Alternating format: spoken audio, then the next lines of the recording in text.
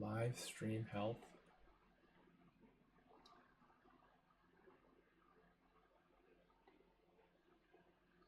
Okay, we're on YouTube, we're on Facebook. Twitch is there. Great, okay, what's up everyone? Good morning, happy Sunday. Hope you're having a great day. We're gonna continue where we left off last night. Let's give a recap for those of you that weren't there. So what are we trying to do? Well, we're trying to implement this new feature that's sort of like doodle.com. It allows you to allows users to put in their availability for an event, and users can then basically decide what time best works for everyone to do like a virtual Zoom hangout or pretty much any event. And the UX that we're trying to go for, once again, is this. Just as this is a sketch. Okay, so it's just going to be a grid view where users can see the date, time, and who's available on which day. You can select the date to select all of these available time ranges. Users can add new time ranges to the table. They can filter, they can sort, and they can filter the table. So this is what we want to display in the pod card. In the pod card, just for a recap, because there's probably some new viewers on this stream. The pod card is so when you select an event here, you're scrolling through the Discover page, and you view pods. Actually, you know what? Let's grab one that has a pod.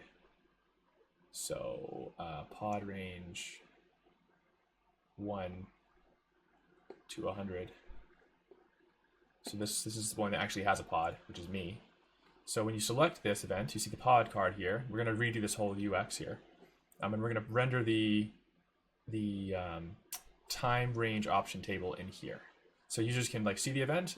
Right now you can just like join or leave the pod, but we're changing this so now you can join it with the specific time availability options.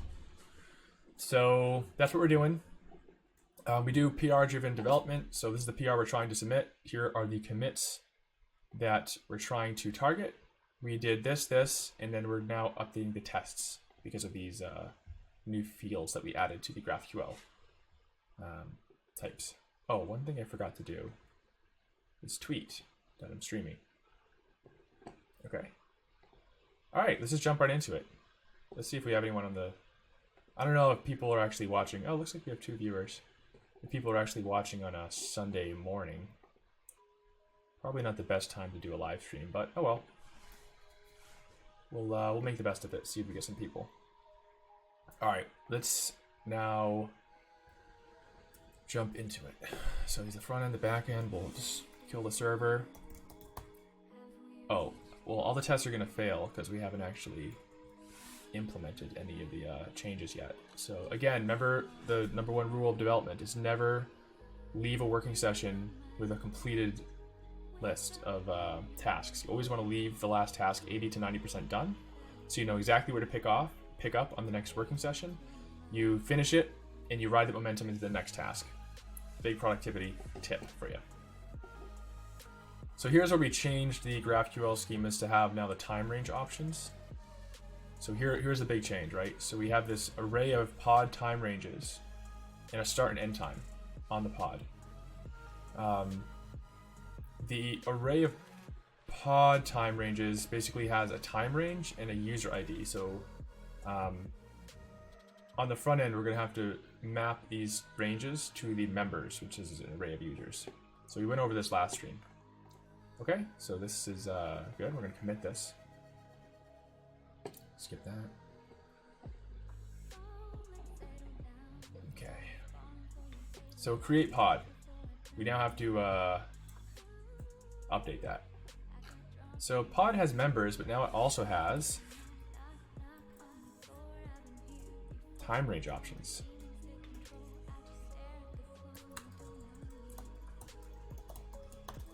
Man, my brain feels much more fresh now that I'm doing it in the morning versus at night. So this is going to return an array of pod time ranges. Okay. So we're going to get the edges. Pod steps here. So we're going to get the time range and the user ID. So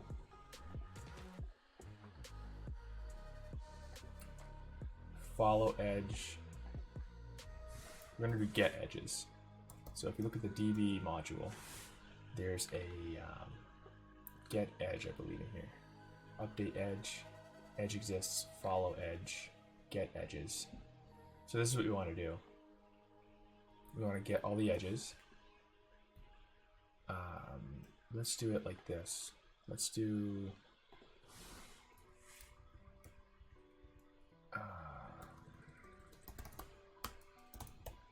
members. So we got the pod by the ID. Okay, now we're gonna get the members of the pod by following the edge from the pod to the users collection, following the members edge. And we're gonna start with this direction inbound. Yeah, direction's inbound because we're coming into the pod from the user. And in the edge filter, actually, we don't want to filter for only members. We want to not even have this, actually. We want to just turn, because, yeah, we don't need to filter for only members. So let's log that.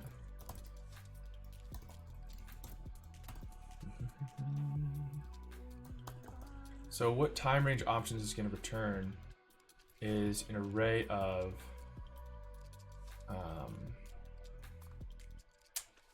let's see, so we're going to do something like this. We're going to do result is equal to members.map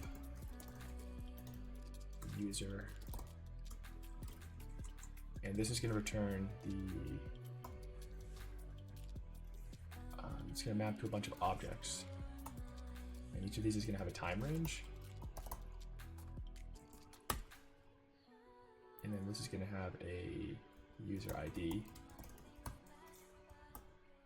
Time range. So a time range has a start and an end. Oh, actually, you know what? We want to do a map inside this as well.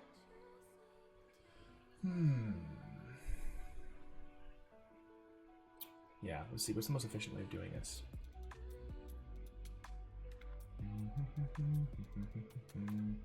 Let's just loop through like this.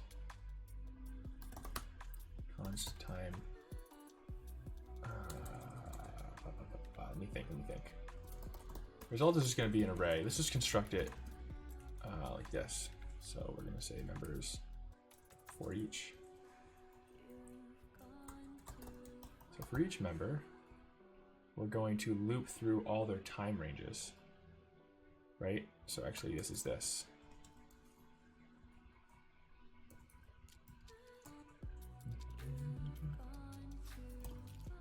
User dot, oh, this is actually, you know what though? This is the members edge. So this is not the members. Let's see. Let me make sure I understand how follow edge works. Follow edge should actually return the edges, not the vertices. Follow, okay, so it's not follow edge. I'm wrong here. It's get edges. Get edges. Yeah, I don't want the vertices. Yeah, I want the edges. Yeah, I want these. Exactly. Get edges. And get edges takes the, what does it take? Collection from to min depth. So, get edges from to. Oh, I see. So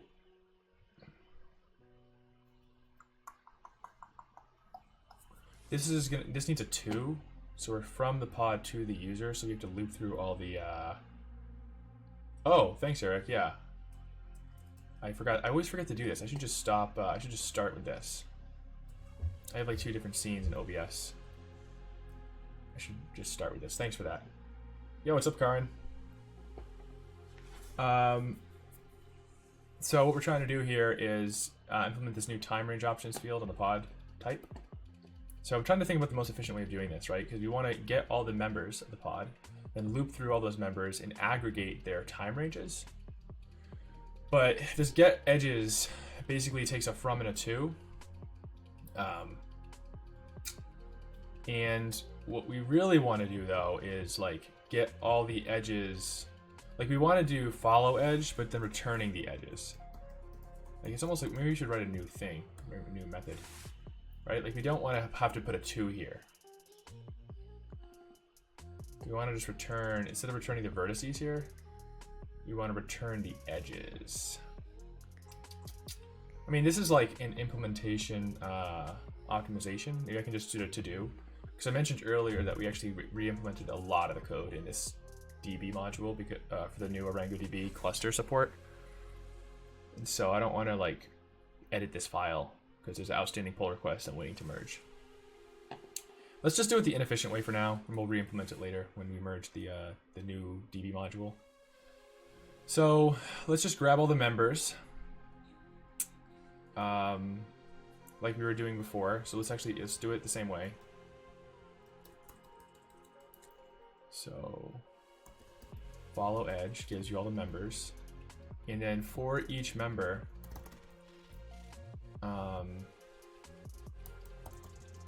edges equals await promise.all members dot map user, and so we're gonna get all the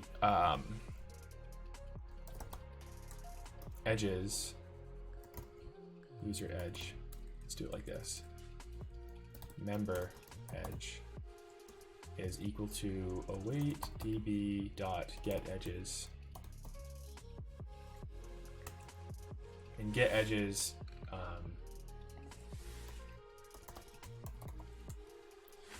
needs these properties. Use these. It's a collection. It's going to be the member collection. Actually, you know what? It's like this. It's mostly this, except we don't have two collection, we have two. So to user. So from is the pod, to the user, inbound, and we want to min depth, max depth of 1. That's fine. That's the default. We don't need an edge filter. Yeah, that should be good. So now we're going to get all the member edges from that user to the pod. I think we need an async here. Okay. So members, let's just make sure as we're writing this, we're doing what we think we're doing. We should have the member edges.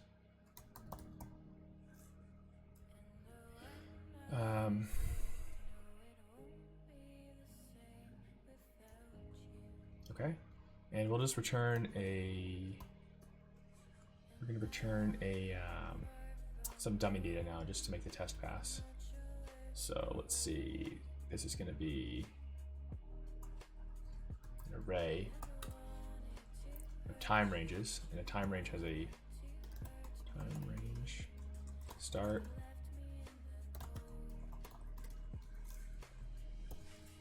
end, and it has a user ID. Let's do 1, 2, 3. So this is what the data we're expecting should look like, and we're going to return the member edge here. So we're going to aggregate all these member edges. This is super inefficient. It's 2n, but that's okay. As we mentioned earlier, it's okay for now. Now let's export this time range option.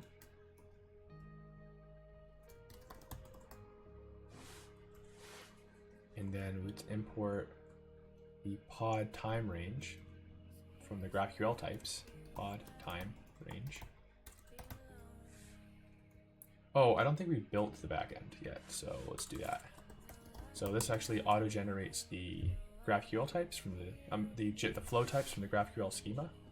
In fact, I probably should have done that in the previous commit. Yeah. So we'll reset and add that to the previous commit. Oh, here we go. Create group inputs assignment never used. We got some linting errors we gotta fix before we can build. Maybe I can just reset this. What's create pod doing? What did we do? Did we even change anything in here?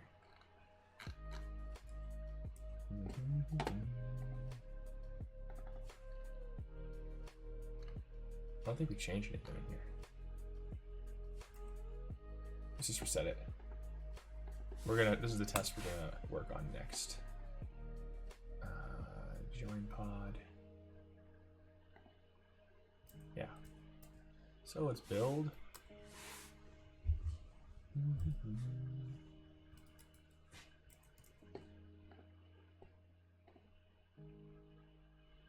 Yeah, this is still valid, what we have here. Time range input. So this is what we're implementing. Time range. Oh, I misspelled time range. Get stream is assigned but never used. Oh. Let's comment that out for now. Join pod test. Yeah, we don't need this for now.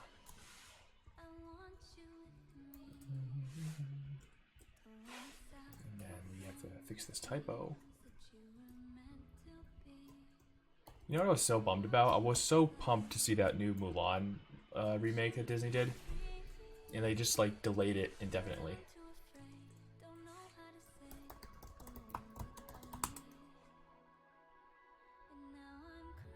November! Oh no! This has ruined my day. Oh wait, no, July release. Black Widow premieres November. Black Widow looks cool too. Alright, I guess I have to wait till July. Bummer, but it's better than November. Yeah, the trailer for that just looked amazing. I think it's gonna be the best, like, remake so far. Although that's not really a high bar, to be honest. Okay, what are we doing here? We're generating the backend types. So we can pull it in here. I think this should just work. I assume this is gonna be the members. This is gonna be the member edges for this user, and then we just gotta like do some Lodash stuff to return it in the proper form. Alright, let's close this create pod. Oh, we want to do create pod. Oh no, we are testing create pod. Okay, good. Okay. Oh, one thing I forgot to do is when you implement a new GraphQL field, you have to expose it in the here.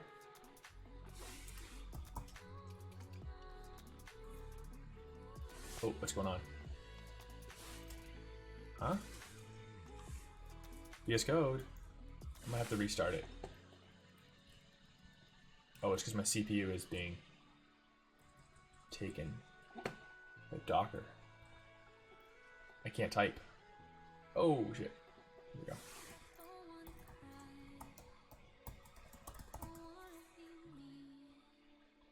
Where are we pulling that from? Types? Pod time range options. No, just time range options. Yeah, here we go. That's what we need to do. Okay, so the tests fail exactly as we expect. Oh, we don't want to run all 16 of them. Just the first one. So let's do this. Let's take the first one, and we'll just comment out the rest of the file. Rerun that. Okay, that looks good. Time range options.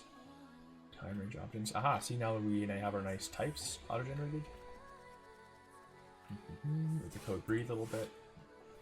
It's very important to put new lines in between code blocks so you can jump around in Vim. See? Let's do this.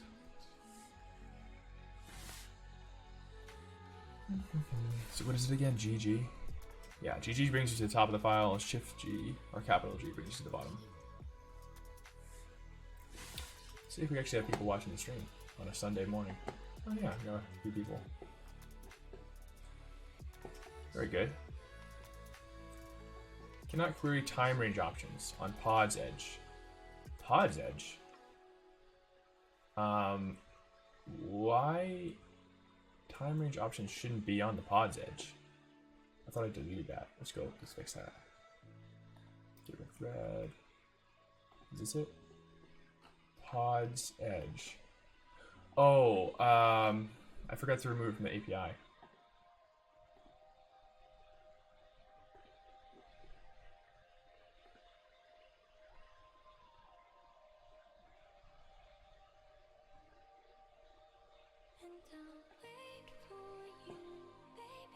Shoot, where was that? Was it here?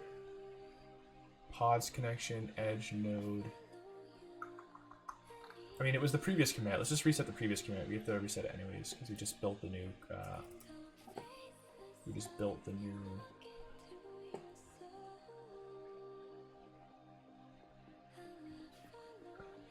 Oh, where? Here we go. Soft. Okay, reset that commit. So where did we do it? Time range options is on the node. Yeah, that's right. That's right. It's right. That's right. Right. Time range options on the pod edge. So who was expecting this from a previous commit?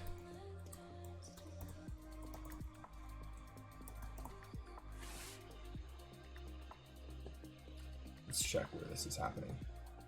So is it in the event fragments? Nope, it's on the node. That's right. Yeah, here. So the pods connection, I'm supposed to delete it from here as well. It's from a previous commit. Let's just make sure we got them all. Yeah, that's good. Time range is on the node, as it should be. On the node. Okay, I think that was it. Let's see if that fixes it, and then let's fix this commit. So let's add our flow types, our TypeScript types that we're going to use later. We'll add the GraphQL schema. Oh, what am I saying? I should auto-generate it again, because I just changed it. No, I just changed the API, never mind. I think that's it. And then this one? Yeah, this one. Okay, that's better. Time range options. Okay.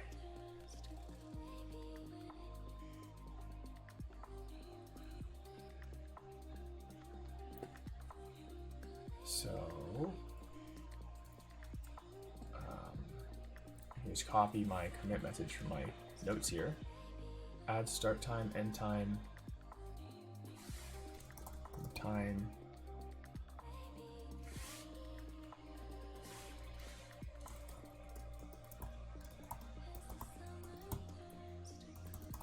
So this is the commit, we just reset.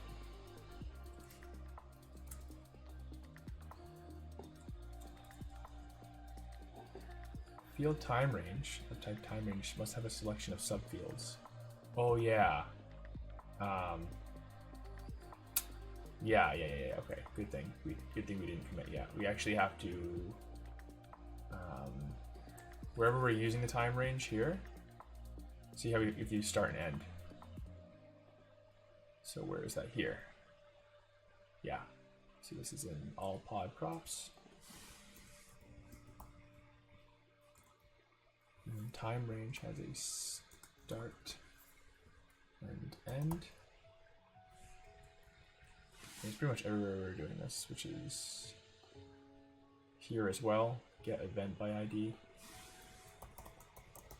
This is the boring part, but it's the important part. We're gonna set up the foundation here.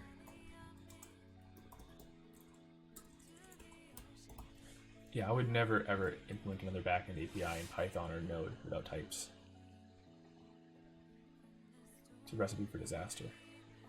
Get pods by event ID. You have to have a strongly typed backend. You just have to. Start. And what else? And then get pods by user ID. Basically, all these queries are satisfying different front-end use cases.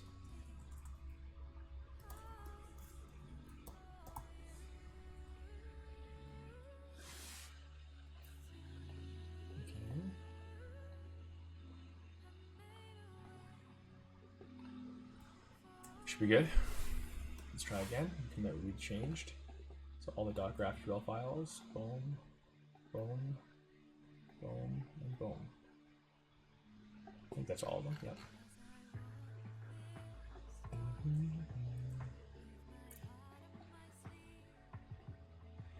Time range options.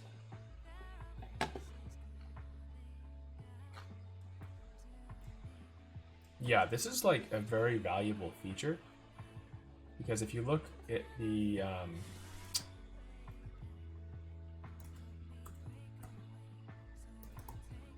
implement calendar sync options. So this is like a future thing we can do after the beta. Like if you look at Chronify and Nihilus, they're offering this ability to like do automatic scheduling. Like you sync your calendars and they find the best time that works for everyone. And dude, check this out. $650 a month, $1,900 a month for enterprise. Like this is a full-blown company offering this type. I mean, they're offering more, but like, that's basically the meat and potatoes of the API. And then this one I think is $1 per synced account. So like this is a very valuable feature, clearly. Field time range must have a selection of subfields. Oh, what? I thought we changed them all. What did I miss?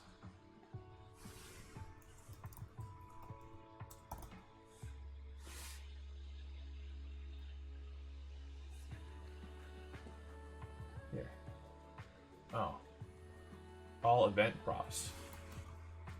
Maybe I can just search for like time range and then user ID right after it.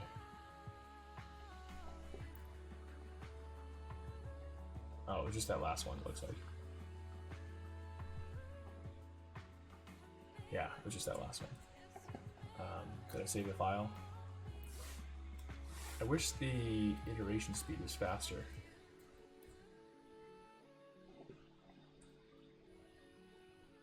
Anyways. Where'd it go?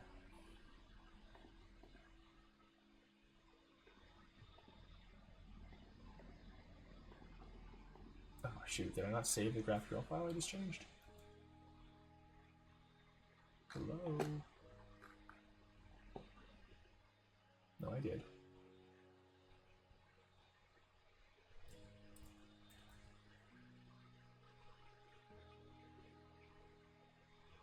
Get direct threads input.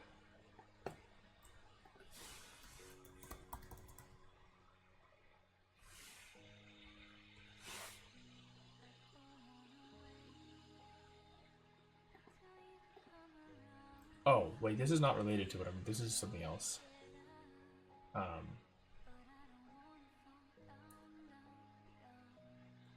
Yeah.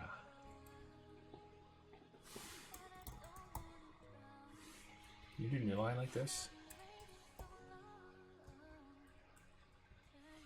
Can I escape the new line? No. Man. They all look like they have destructuring. How did I miss one?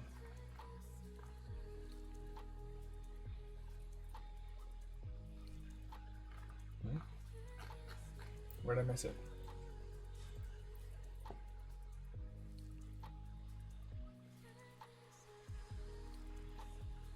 Create pod mutation. Get direct threads.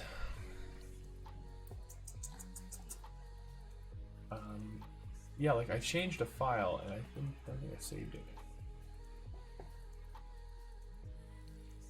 Time range.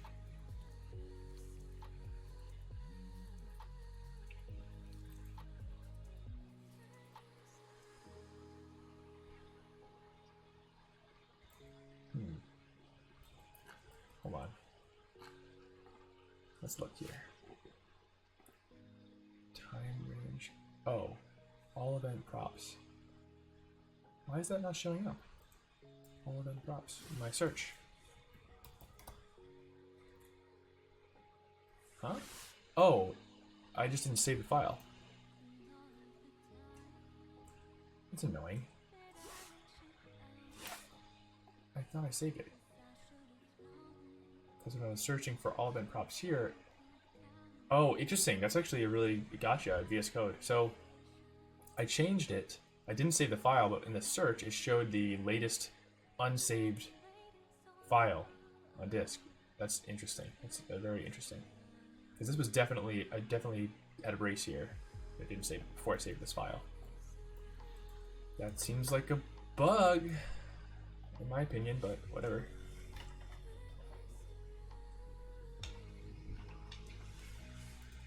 Alright, let's see. There we go. There we go.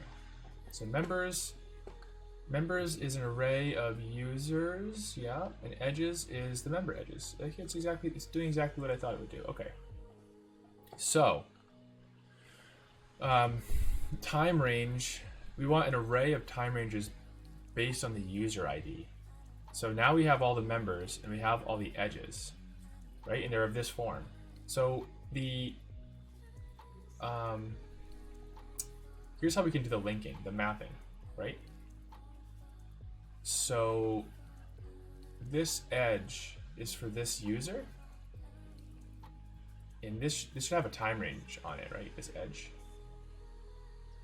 Well, if it does, then we add it to the time ranges for that user. Okay. So let's loop over all the edges, and then get the user ID from the members. Like that. So we're gonna do this. Oh, so the result is gonna be edges. Okay, and user is equal to, what is it? Find by members ID.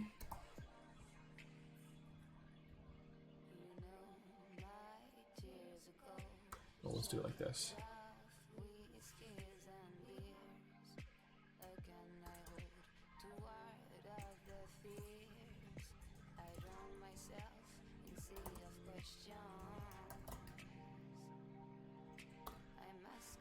Is that right?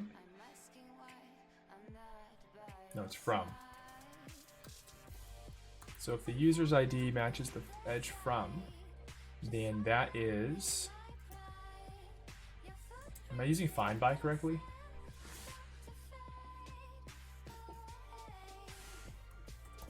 Find by returns an array.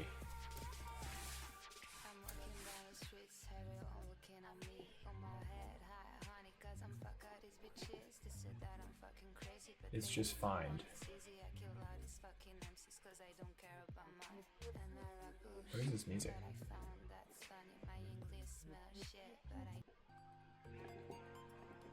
Find returns the first element. So, okay, that's fine. So we have the user. So we're going to say like if edge dot time range options, and we're going to push it to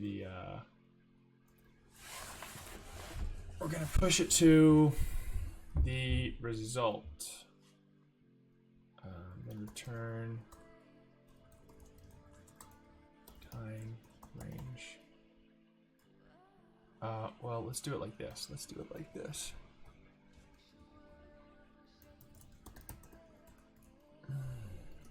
For each time range, we're going to push it to the result.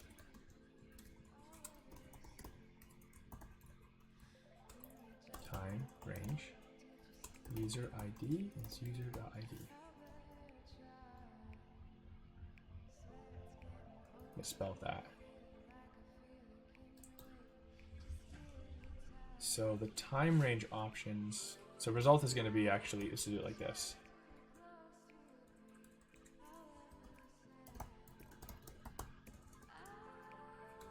And then we can just do for each, don't need to return anything.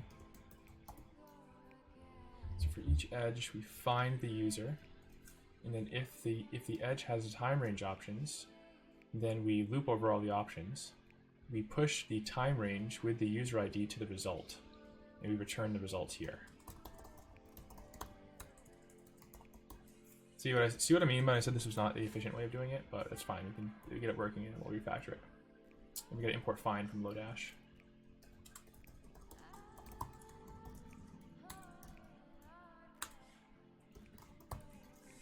Boom. Okay. Let's log the result too, just make sure that's the shape that we expect.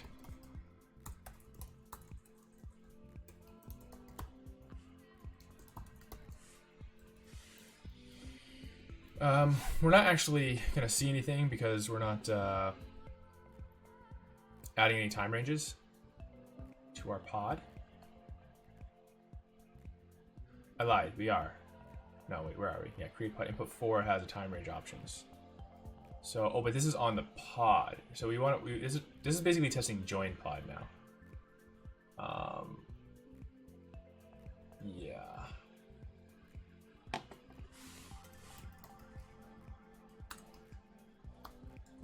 Right? So time range options is going to be an aggregation of all the... Oh, okay. So you know what? When we create the pod, we should put the time range options not on the pod, but on the members connection of the pod creator.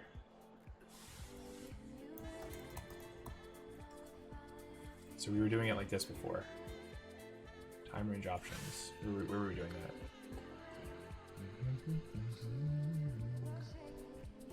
Time range options is just being on the pod. This is wrong. This is not what we're going to do anymore. We're going to put it on the edge. So member edge here has time range options. Yeah. That's better.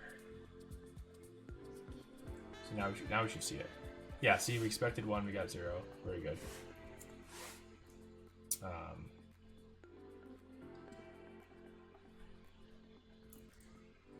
Back at it again. Yeah, here we are coding on Sunday morning. Oh wow, my battery's almost dead. Why is that? I thought it was plugged in. Hold on, guys. I gotta plug my laptop in.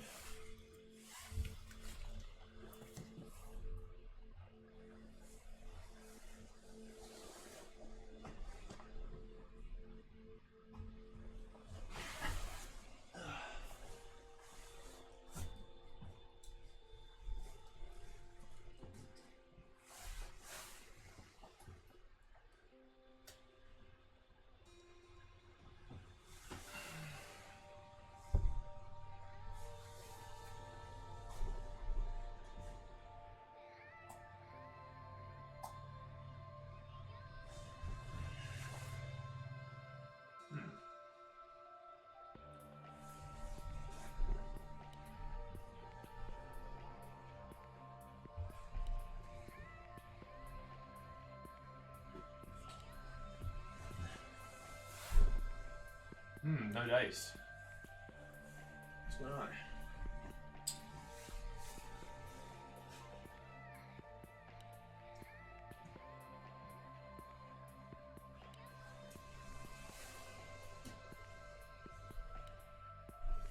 Uh-oh. Bear with me.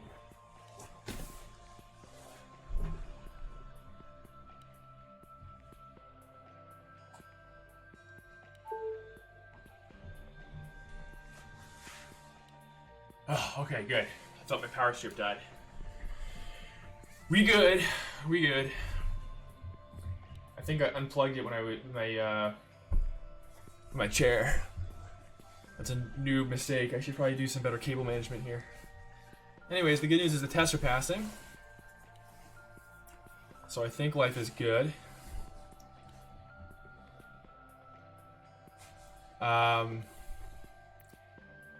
What's the question here? What's a good phrase for wake and bake, but for coding? I don't know. That's a good one. I'll have to think of something. Why aren't you streaming under science and tech? I thought I was under that category. I thought I was on the Twitch science and technology. I don't know actually how to do that. I'll have to do that later. Laptop charger reveal after 10 subs. All right, here's the result, right? So the result in an array has a time range and a user ID. that user ID matches the user that created the pod. So that's all working. That's all working. Very good. So the next thing we want to do, now that we've implemented this field, let's remove our console logs.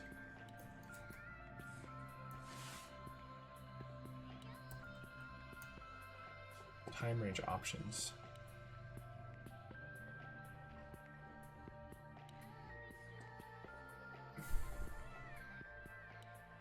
Oh, wait a minute.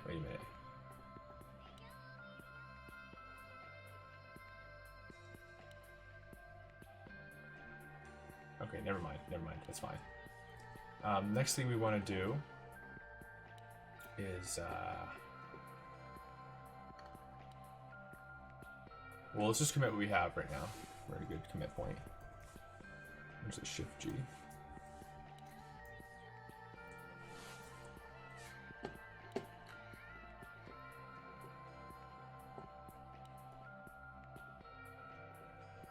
Create pod, join pod. Let's do something crazy. Let's actually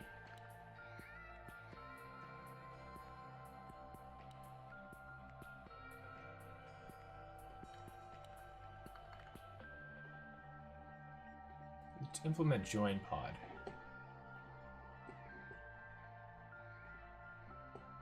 Let's do join pod next, and we'll just commit it all in one. We'll just commit all the new tests in one commit.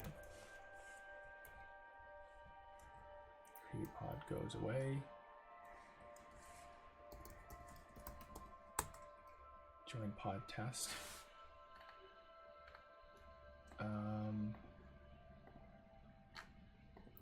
Okay.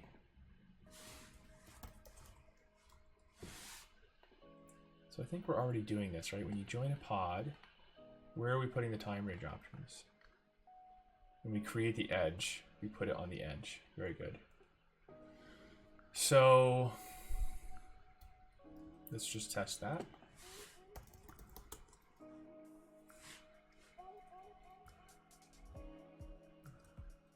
I'm hoping I don't need this, so I'll leave this open. Oh wow, we got some viewers. Very nice. Hope everyone's having a good Sunday.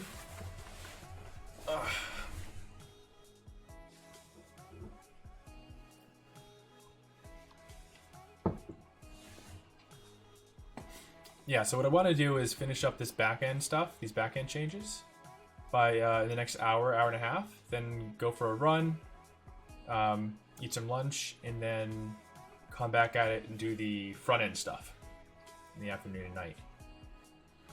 Okay, it passed, but are we actually testing anything? Oh yeah, so this is the result. Okay, now I remember what we were doing. Now I remember.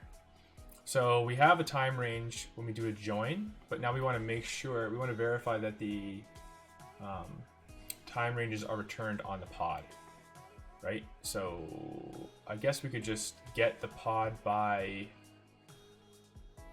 event ID, which we did. And so pod is going to be the result.edges sub 0.node. Okay, and we want to expect the pod.time range options dot length to be, or not to be, 1. And we want the time, we want the user ID, we want the first option, the user ID to be the owner, user 1. Who joined the pod? Context, which is user 1. So that should be user ID. And then the time range dot start should be start, which is now. And then the end should be what, tomorrow?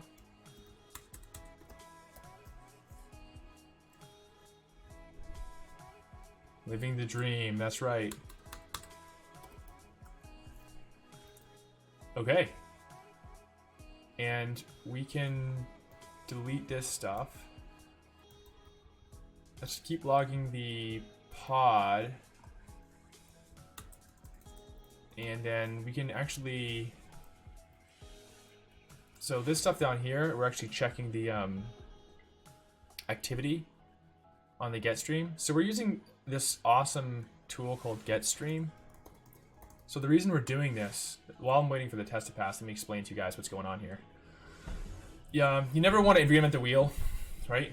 When you can. So we're just trying to like, I'm not going to create some new, you know, image uploader service. I'm just using Cloudinary for that. Likewise, I'm not going to create my own newsfeed style API. This company does a really good job of it. And the reason this is very important is because this company's API is based on the activity stream protocol.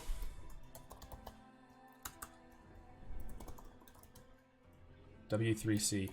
We want the core social features of this application to be based on standard protocols. This is super, super important for the mission of this platform, which is, I'm just going to take a couple minutes to explain why this is important. It's for decentralization, right? Like, we don't want to build another Twitter or Facebook or whatever.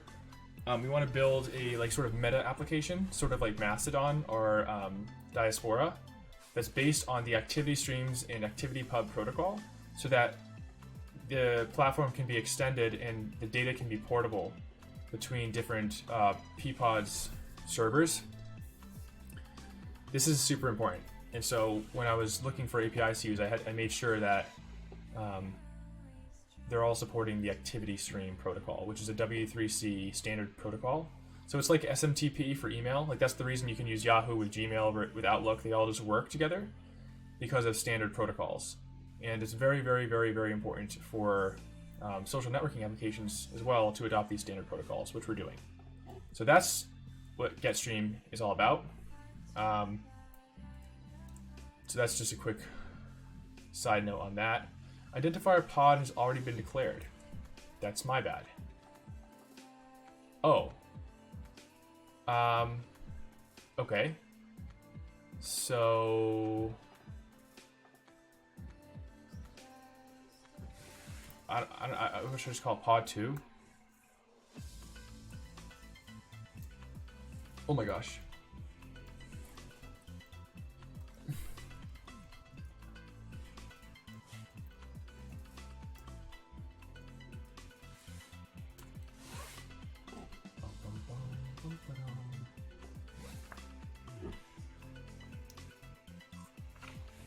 Yeah, I want to get done this this backend, all these backend changes, so we can get to the fun stuff, the front end.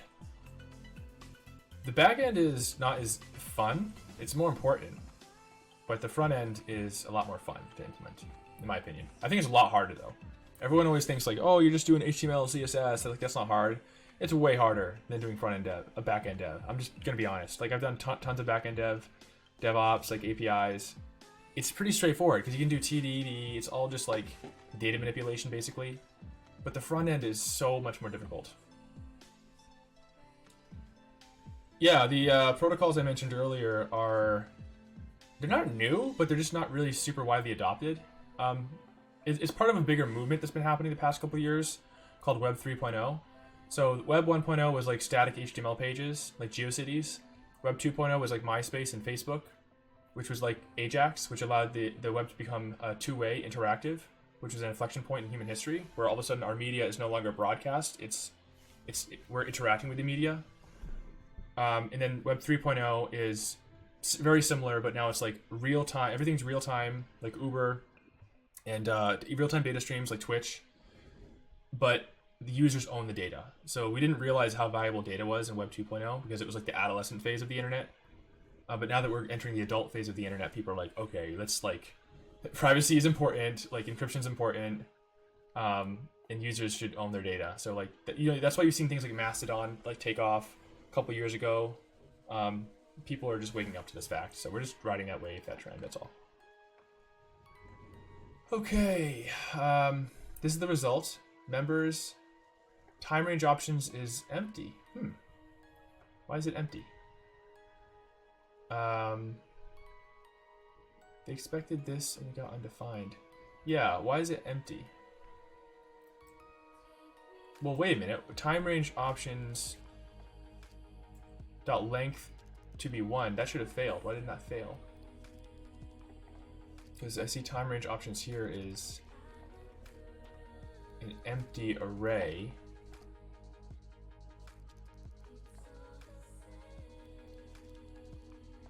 Yeah, why did it fail here? That doesn't make any sense. Huh.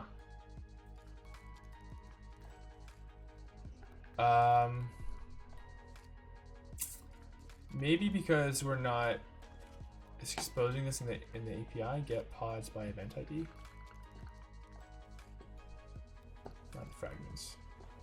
Get pods by event ID. Ooh. There's pods. Get pods by event ID. So time range options. No, we're exposing it.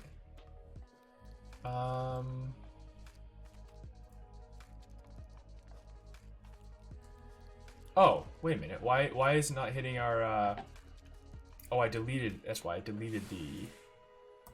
I shouldn't have deleted those. That was premature.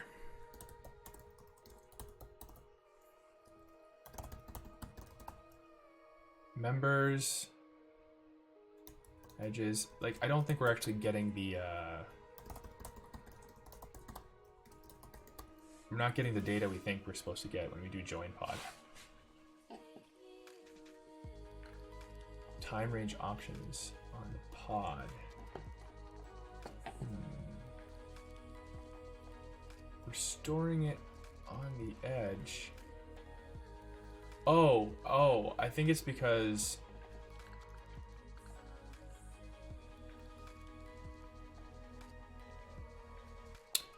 yeah, we should be storing it here too when you update the edge, not just when we create it. Although that shouldn't fix the test. That shouldn't fix the problem that we're experiencing now. But that's the bug we have to fix anyways.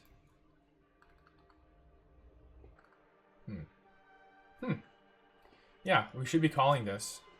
Here we go. So members is, there's two members. Yep, the creator and the one who just joined it. And they're different IDs. And then the edges, there's two member edges. One has a time range option. Good. And then the result is exactly, wait a minute. Oh, okay. So we didn't, it's the test. When we created the pod, where's input 4? Yeah, we didn't put time range options when we created the pod, just when we joined it. So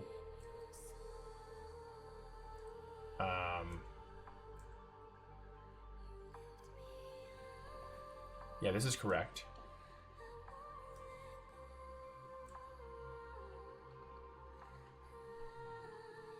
So the time range options is an empty array. Interesting. Time range options. An array of pod time ranges. Now why is that? Why is that? So the time range is 4. 4AD is the user who is the creator. Oh, no, it's the person who joined. Again, the creator did not add a time range. So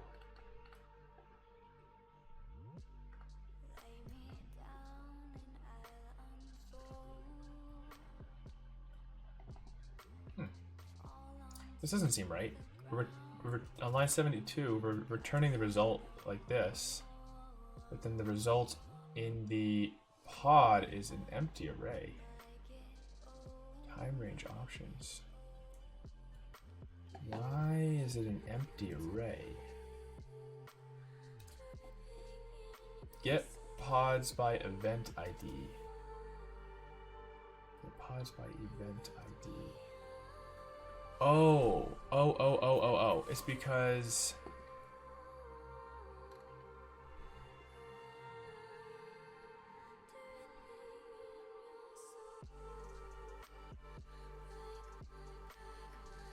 No. Never mind, I'm wrong what I just thought. I'm a bit stumped right now. It's returning the correct data, but it's not being added to time range options. Why is that? Time range options is on the pod. And then we're putting it on the member edge here.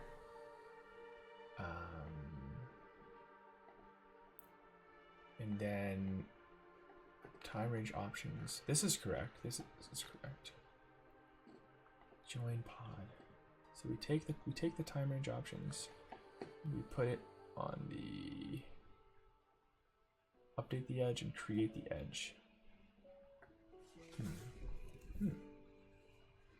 What do you guys think? Is anyone following along? Does this make sense to anyone?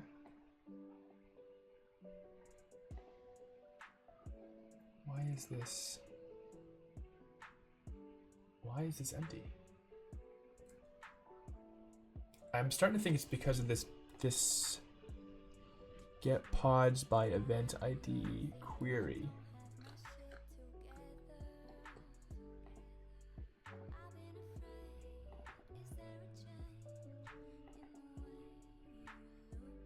Pod edge. Time range options. No, this is right. What the heck? Time range options on the pod. Alright, well, that's strange. I'm honestly pretty stumped right now. Let's try to think about it like this. How can we debug this to get more insight into what's going on?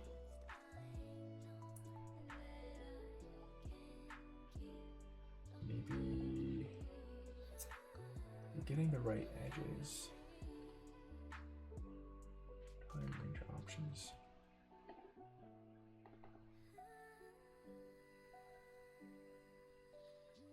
Oh, maybe it's overriding?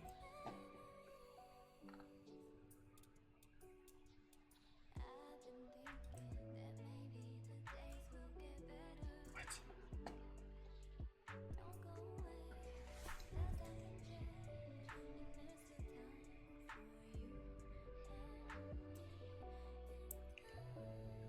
Well, regardless of why the test is failing, like, this doesn't make any sense to me.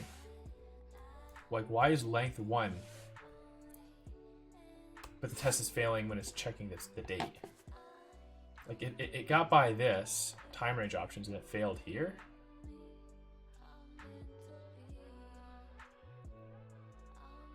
Time range and user ID. Oh, I'm just so dumb. It should be end. Guys, why didn't you help me with that? I just wasted like almost 10 minutes. Is anyone even watching? Yeah, we have like 5 people watching. Well, I guess we need 50 for me to catch those typos. That was just a stupid typo. Yeah, like it didn't make it. See, okay, lesson learned. I should have, instead of like logging and debugging, because it was working, I should have thought more deeply about why was it failing. Why was it getting past this and failing here? So that's a lesson learned. Sorry, man. I thought you meant to do that. No, I did not mean to do it, but it's okay. This is part of coding. Humans are extremely fallible. At least I am. There we go. Okay, now it's passing. That's why we have tests, to prove that we're doing what we think we're doing, because most of the time we are not, in fact. So now let me uncomment this, now that we know it's working. Get the get stream back in here. So what's happening here, let me show you. Comment this. What's happening with get stream is we publish the activity, and it creates this what's called a foreign ID, which is just like a unique identifier for the activity in the system. So it says like this user did this verb, which is like a pod request, to this user. So it's like creator, action, target, and then you can get some like metadata. So I give it the actual event and the pod ID just for looking up if we need to. And so then I'm checking getStream to say, hey, did this activity go through your system? Did you see this happen? And we verify that we got the activity and that the foreign ID matches what we expect it to match. So this is how we're gonna do the decentralization, is through these foreign IDs, the activities, and super important. Looks like we have expected 2020. Oh, it's stringifying the date. It's stringifying the date. So we're expecting like the actual date, and we're getting the string date back. Is that good? Is that okay?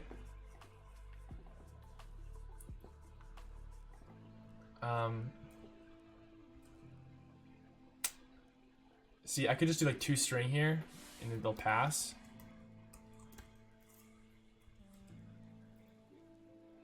Or 2 ISO string rather. Now is 2 ISO string. No. This is just, again, a problem with the test.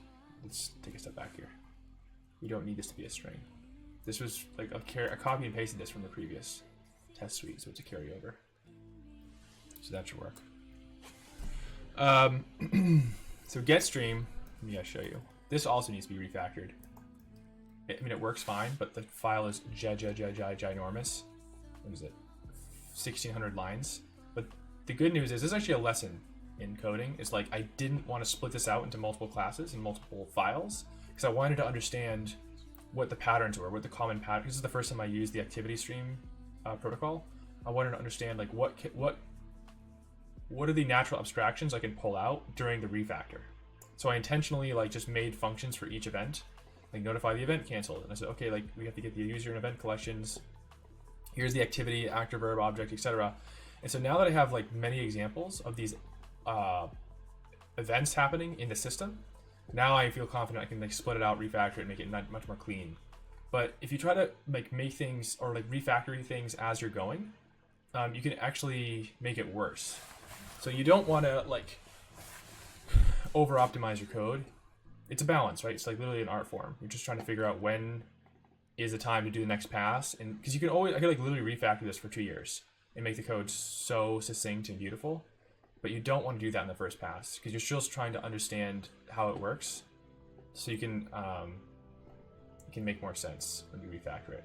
Oh, that didn't work? So why is it returning a stringified version?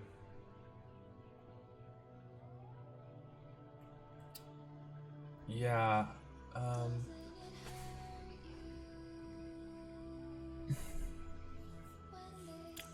See, I think that's okay.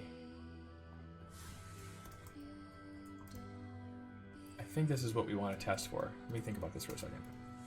Because what are we returning to the front end? We're returning, like when we actually query for the events, let's pull up the DevTools. It returns the time strings as a string, so that you can like do new date on the client. GraphQL. Like, let's refresh this page. Pull this event. Like, as long as that's true. Oh, I'm not running the backend. Doi. Actually, let's just do a new shell. Just have the backend running so we can like test the front end while we're doing tests as well.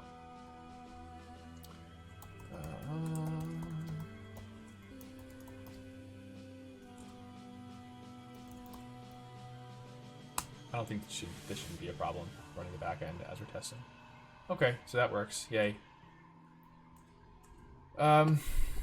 Okay, so join pod works. I think we still have to do update pod. Oops.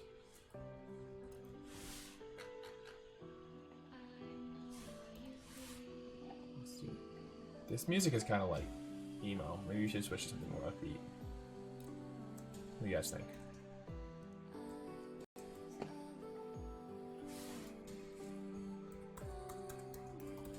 Update pod.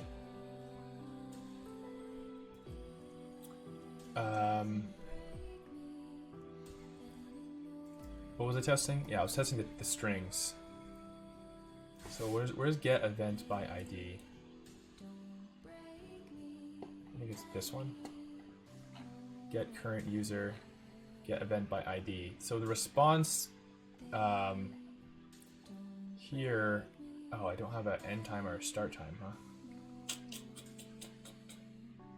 Maybe it's on the pod? No, I didn't put it on there either. Let's just edit the event to add a start time.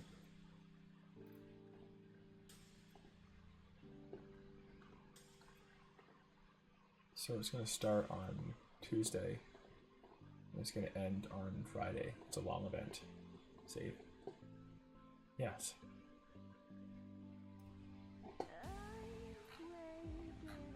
Get event by ID. Yeah, see, it just returns it as a string in ISO format. Your coding music is sad. Your code will be sad. I hope my code is not sad. Let's change that. Let's make my code happy. Let's do chill step. Epic chill step. What's this? This looks cool. Yeah. Okay.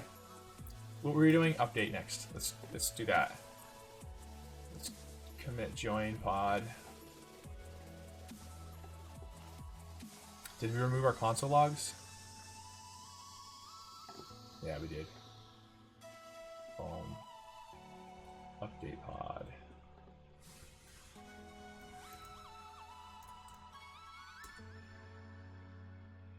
Oh no, I want test. I like to have the test on the left. Oh my god, caps locks. And then we're going to do update pod over here.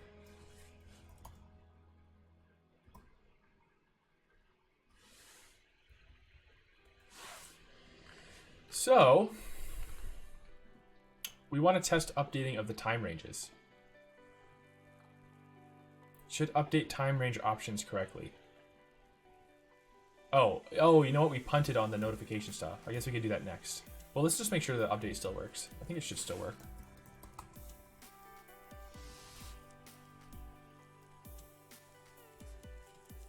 Let's see. Should work with valid input. Update pod. Yeah, we already did this before. So when we update the pod, we're taking the time range options. What are we doing with them again? Putting them on the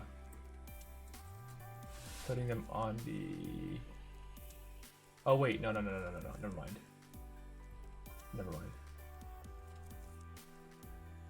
This is different. We changed it because the time range options used to live on the pod, now it's living on the edge. And so we actually don't have a way of doing that right now. There's no way to update that. This should fail. See how we have time range options? We create the pod. Pod.timerange options. Yeah, so this is gonna fail. We have to change this now to before. Time range start end. And the time range, the user ID of the time range option. This is what we just tested before. Is user dot, oh wait, is it user 1? Who created this? Create pod context 2 is the user 2 actually. So user 2 should have, the ID should be user 2. And they inputted it with time range options, which is now and tomorrow. Okay, so we also have to do the ISO thing.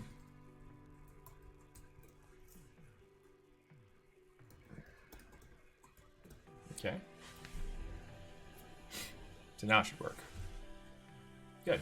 One failed test, what we expected. And this should pass. But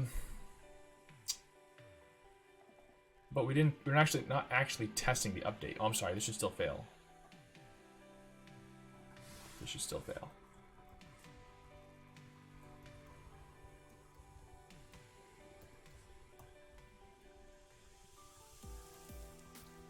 2 days. 2 says? Updated pod. Oh.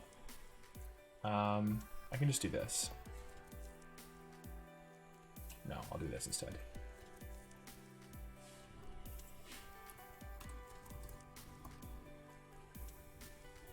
All right, that should pass. I almost wish, no, never mind. I'm not gonna say that. It's gonna say like, if you save a test file while it's running, Jest should just like kill the current process, but that's not ideal. Okay.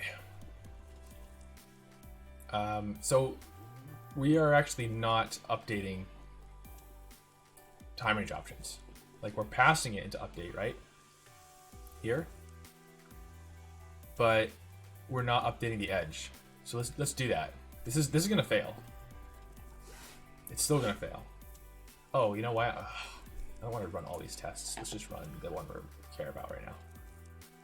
Because this is like pretty significant. Should update the audience of the pod.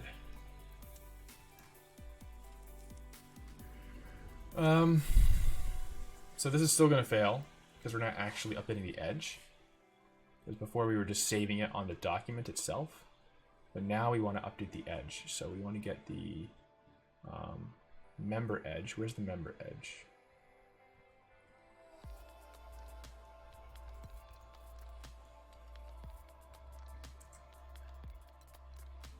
We're not actually getting the member edge. Do we get the creator edge? Follow edge. We're getting the parent. We're getting the parent event, but we want the actual member. We want the member edge. Let's just do it here. Owner. So we're gonna follow the edge from the user. I'm sorry, from the pod vertex to the user. No.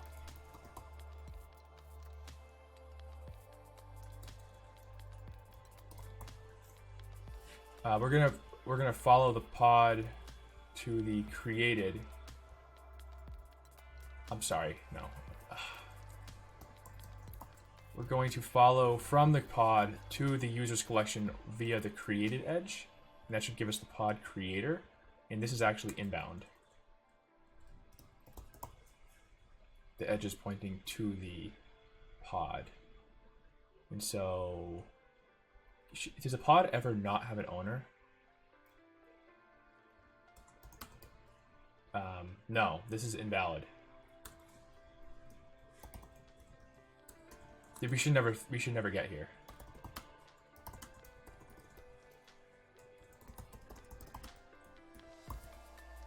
Fail to find fail to find owner for pod.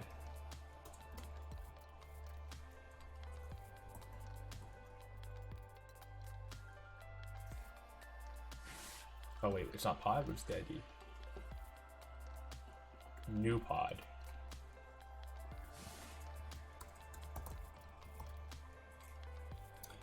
So if we don't find the owner, why is this let? This should be const. If we don't find the owner throw, we should never get here. Typo. Fail to find owner for pod. Yeah, that means the database is in invalid state. It's a security thing. You have to know like who created data in the database. If there's like ever a legal or a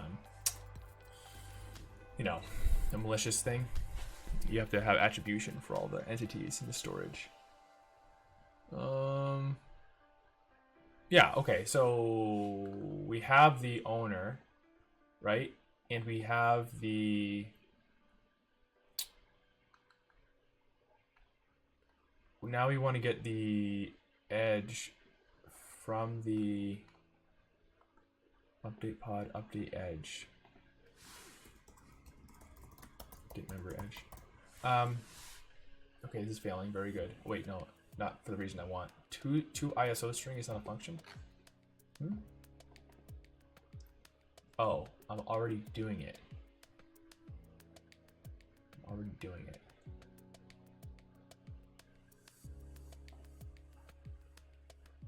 Why am I even doing that? See, I'm doing it in multiple places. So we can just do it in one place. Oh, it's because I was mutating tomorrow in 2 days. But now I don't need to mutate. So I just need to keep it as a string representation. Tomorrow and 2 days need to be casted to a string. So this should fail. Don't want bots making fake pods. Exactly. Well, speaking of bots, you can't really stop them at scale. So the only way to do it, I have some ideas on how to fix this. One is, like, it'll definitely hurt the growth and the adoption of the platform, but basically you can't just sign up. Someone has to vouch for you or invite you. So it's like an invite-only system where users have codes, and you basically request to join the platform from someone who's already on it. That's a problem at scale, but that's definitely a way to solve or mitigate the problem, because now on everyone's profile, it doesn't just show, you know, when you joined the platform, but who invited you, who vouched for you, and then you actually put real reputation on the line. So,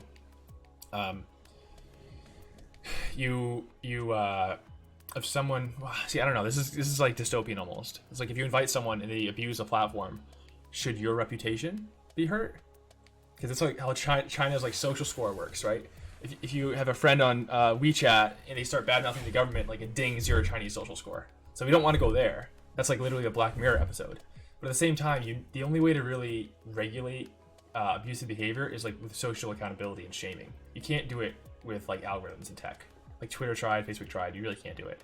Like they have the only way they mitigate it at scale is like they literally have armies of people, like tens of thousands of people just all day monitoring the content on their platforms. That's not scalable.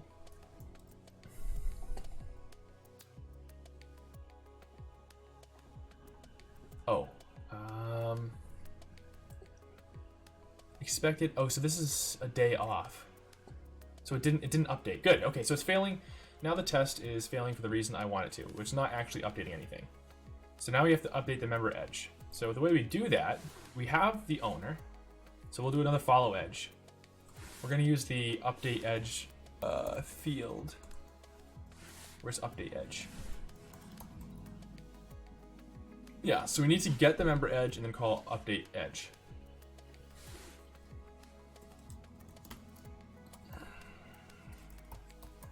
Like this.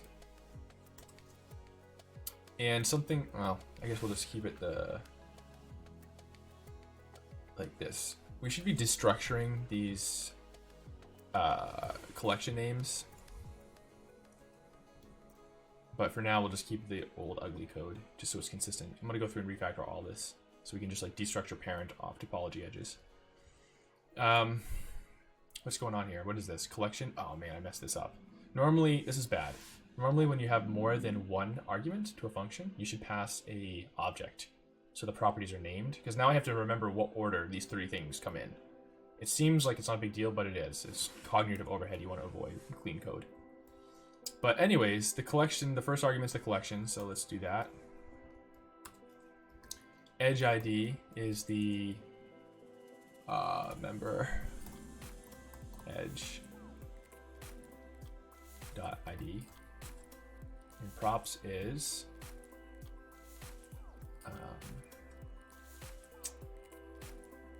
time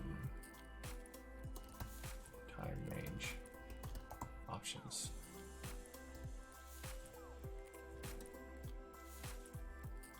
Input dot time range options. We have to get the member edge ID.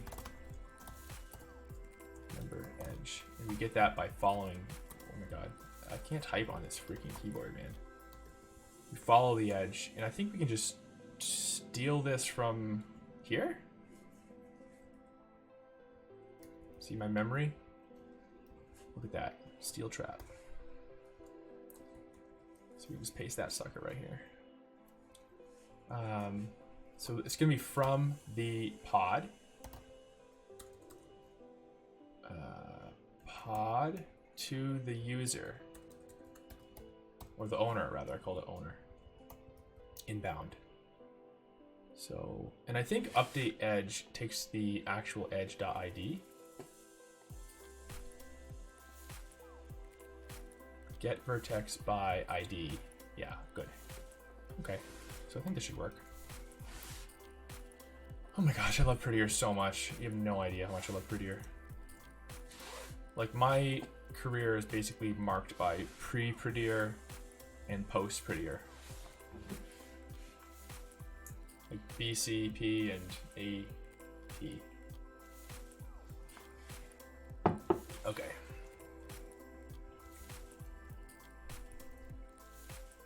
Let me think about this. Yeah, what I want to do in the future refactoring is like this. You would do const member equals like graph config topology edges, and you would just import all the collections that you're using in the mutation or query and what at the top of the function, so you get an idea of like, okay, the code that follows is mutating these collections versus doing it in line like this. This is not good. I mean, it's fine for now, whatever. Update edge is not a function. It's because I misspelled it. So that's annoying that it didn't catch that. Is DB, what is DB? Oh, it's my fault. I made it an object. This should be this class. I'll fix that later. This is, yeah, I'm gonna migrate all this stuff to TypeScript in the future anyways. Okay. I think we're almost done the refactoring. I think. Then we can run the whole backend test suite, make sure we didn't break anything tertiary or secondary, and then take a break and go on the front end. The fun stuff. React, CSS, UX. Although, to be honest, our front end is like super minimal. That's the way I like it.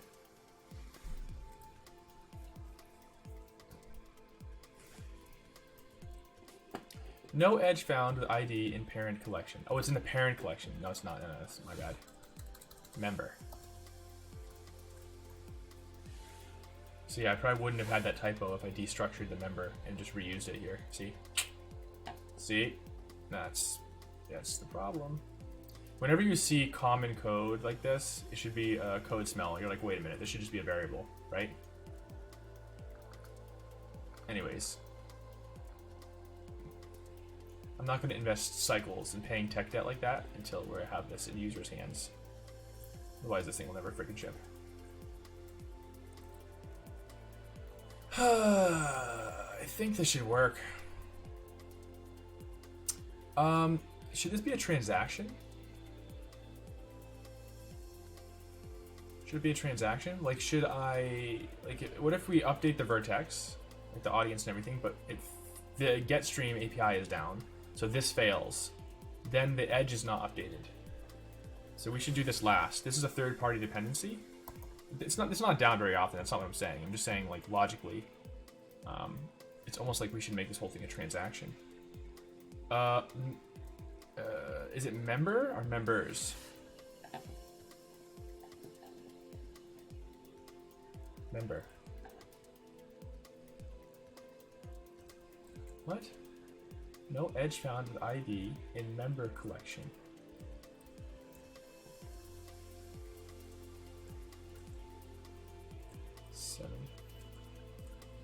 Interesting. From pod. Oh no. Oh, it's from owner to pod. This edge is incorrect. From owner to pod. And this is outbound. Actually, that shouldn't have mattered. It's the same thing. From the owner to the pod, outbound member. Huh.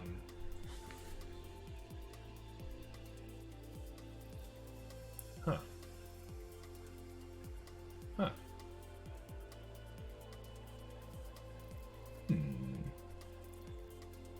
What? That doesn't make any sense. From owner to pod. Yeah? What's going on?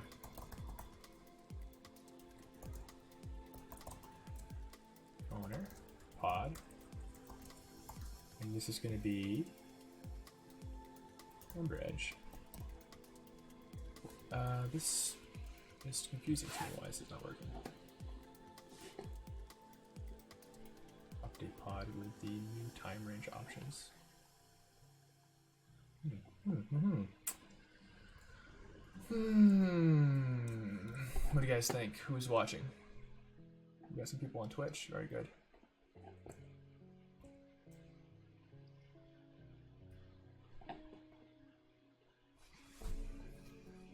Member edge. Yeah, this doesn't make sense to me because we're following the edge from the owner to the pod. And then it's saying the edge doesn't exist. Let me try to update it. It definitely exists because we just found it with follow edge. Oh, crap. Are you serious? This is a huge bug.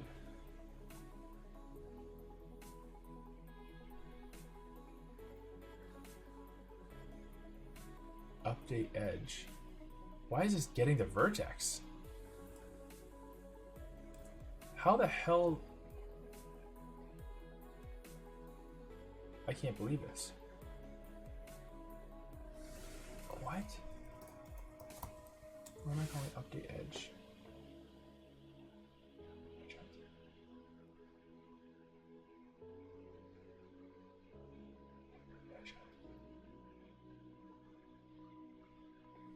Huh. Member edge ID. What? Why are these passing? Update edge. You see what I'm saying? How does this make any sense? Update the edge is calling this like get vertex. Let's return to the edge. Get vertex. Collection props. Update edge. Get vertex. Collection props.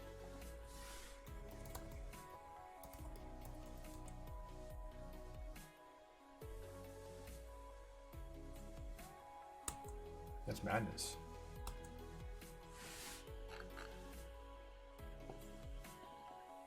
Yeah, that's straight up madness. Update edge is not doing what I thought it should be doing.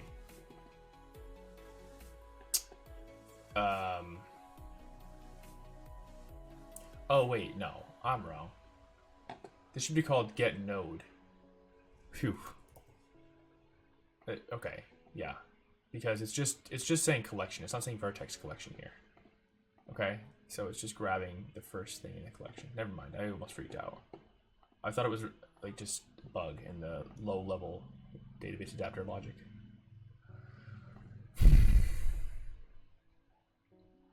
Okay, it still doesn't explain the bug. So here's the edge. So the user, owner, yeah, owner is this one. This is the pod, which has the time ranges, good. Oh, but it doesn't have a user ID on time range options. Interesting. And then the member edge ID.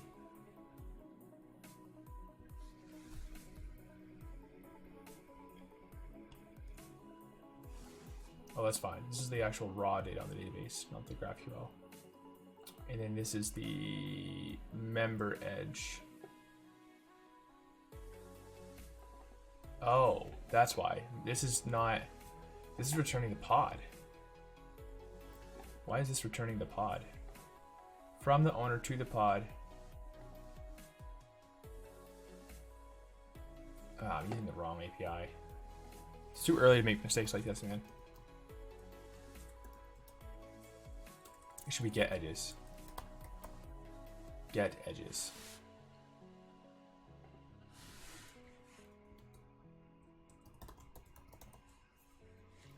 And then we give it the from to in the collection.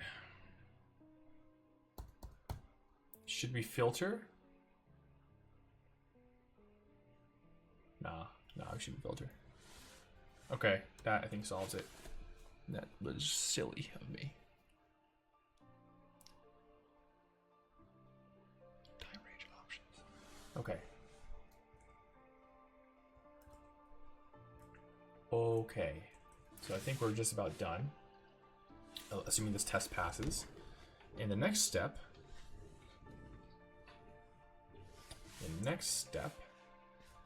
is, like I said earlier, making sure the users are notified whenever the pod changes.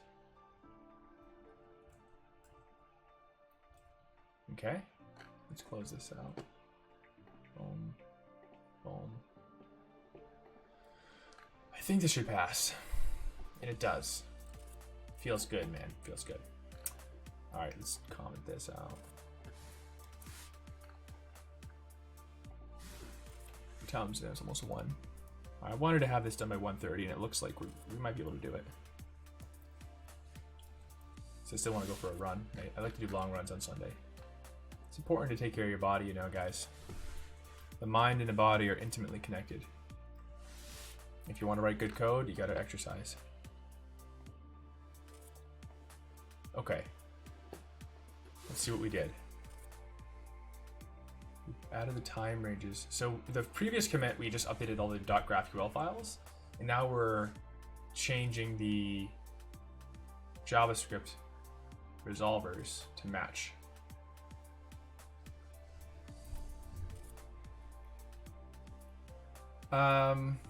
One more thing I want to test. I just realized before we commit this in create pod is the start and the end times. Create pod. Okay, so let's do create pod test. And then we'll go over here and delete update. And get rid of this. Open up create pod.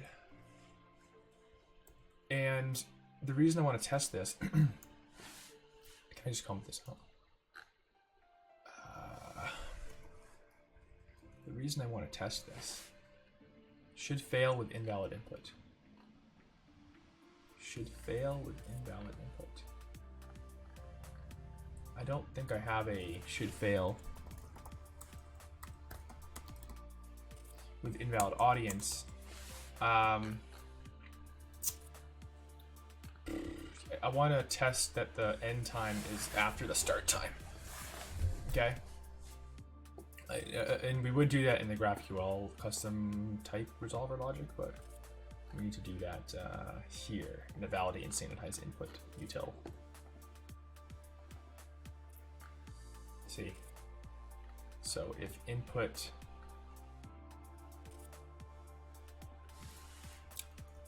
oops, what did I just do?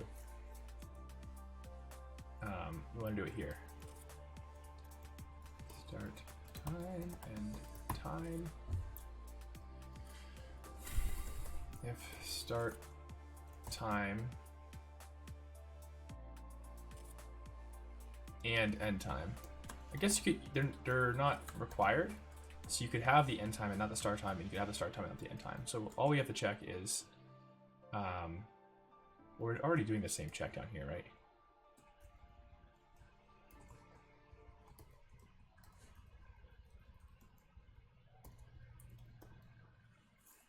Start time and end time.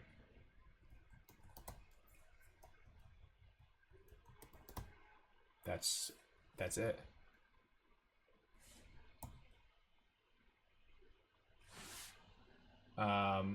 Start time does not exist on update pod. Oh, we didn't run the build. That's why. Let's do that. Why did my music stop?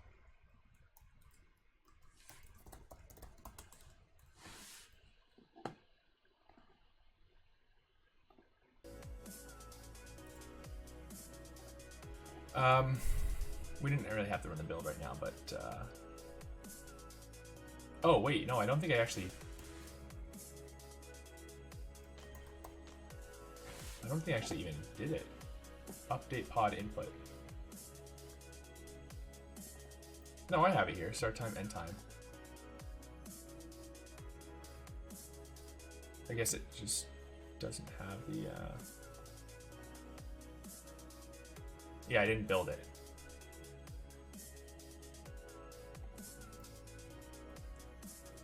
That's why. Anywho, so we have one more test to write. If start time is greater or equal to end time must be after start time.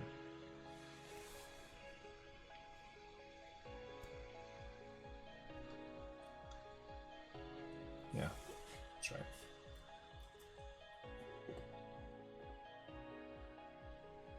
Boom.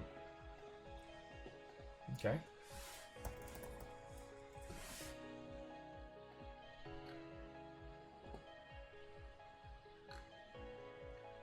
Oh, we're not actually running any tests right now.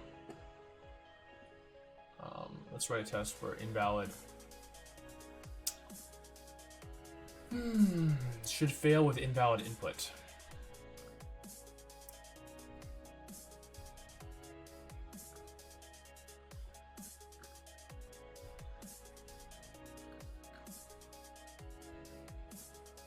Should fail with invalid input.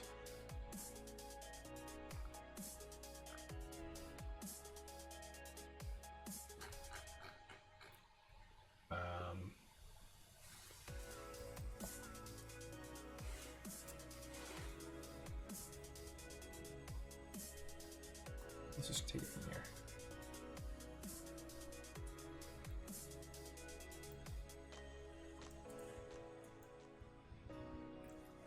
So we create the user, we create the pod. We should oh,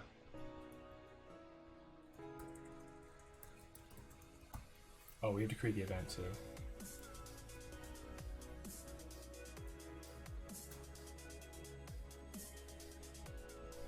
I'll just copy it.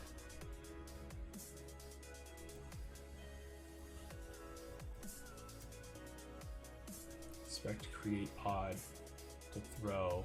So this input 3 is going to have the, well, actually you're just going to take it from here. Let's take it from here.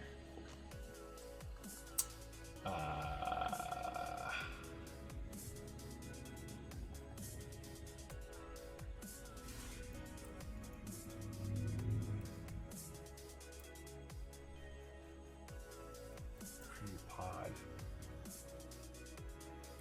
Start time is now. End time is now. And then the ID, event ID is the event ID. Yeah, that's what we want to test. This should work. What do you think? Nope, it should not.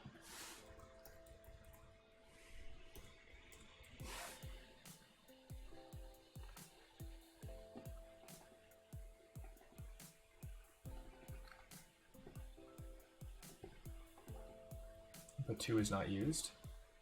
Oh. My bad. Why, oh wait, why is this squiggly again? That's just a mistake, I think, on flow.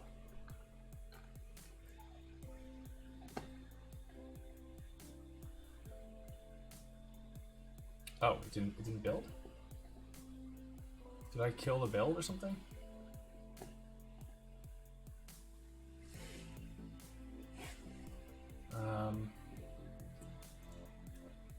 I don't know why this is not working anymore. Well, let's make sure the test passed, and then we'll run the build again. And then we'll do the, we have 25 minutes to do the notifications. Shouldn't take that long. Can't access context before initialization. This thing? Oh. Okay, that's fine.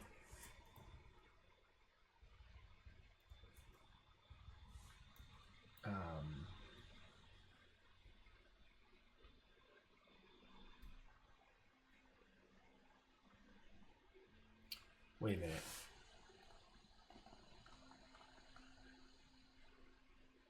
Oh.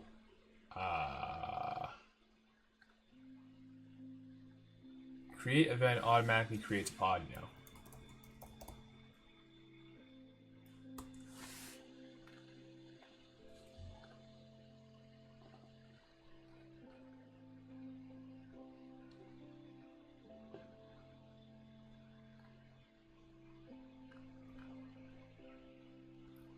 Or does it not?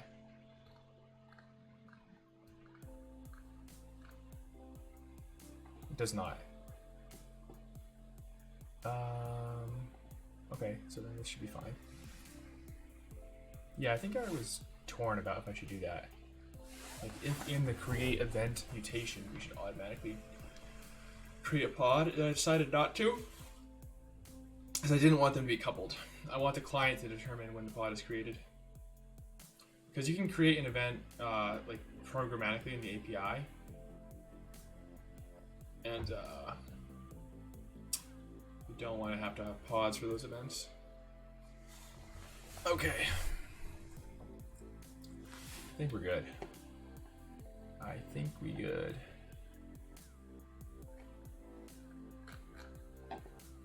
So let's start thinking about notifying the users when the thing changes. Okay, yeah, tests are passing, very good. So, let me comment this back out and run the build. Oh, hold on.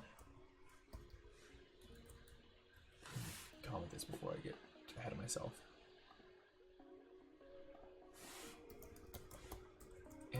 Implement new resolvers for time range options field.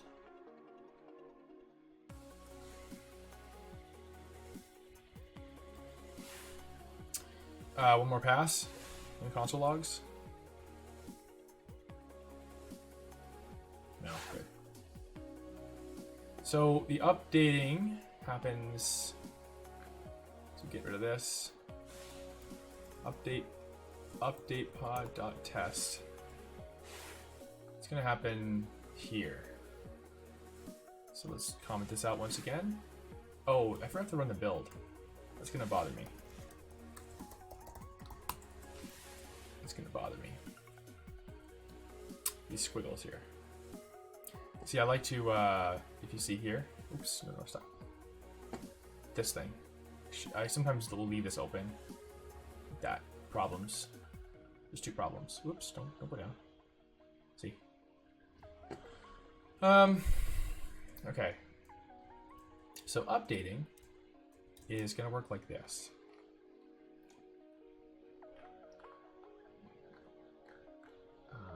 In the create pod test, let's do this. Let's delete this. Comment out all this stuff. In the create pod test,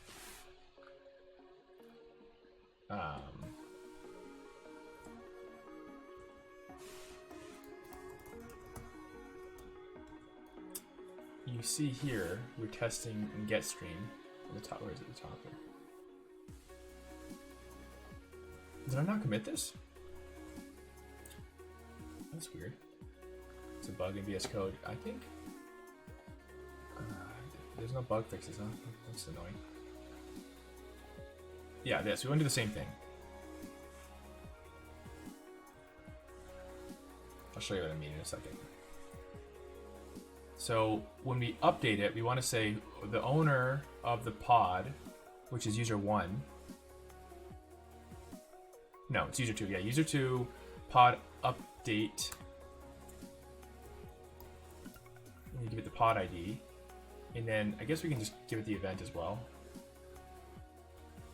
And so we want to make sure that that happened, like when they update the pod, that this was fired. So this should fail, which...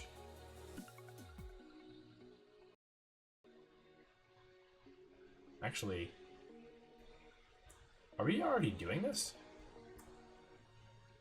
First of all, why is this still like this? Start time is missing from update pod input. What's going on here? Update pod input. Oh, doi.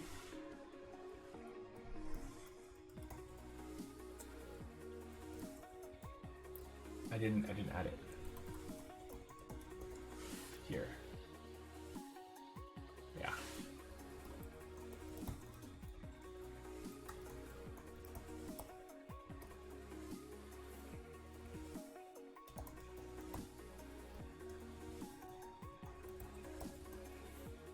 Got a typo.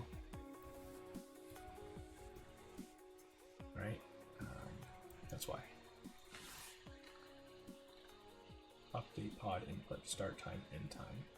Time range options. Yeah, that's better. Is it date time input? Is that the right? Yeah.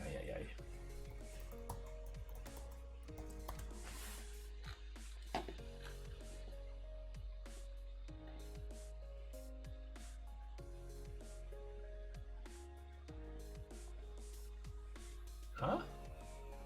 Daytime. Interesting. Daytime doesn't need an input. Oh, because it's just a scalar. Yeah, okay. I know what's going on now. Oh, I just closed the file.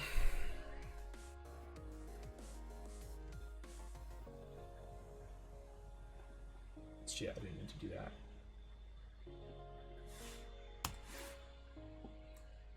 I closed the file without saving?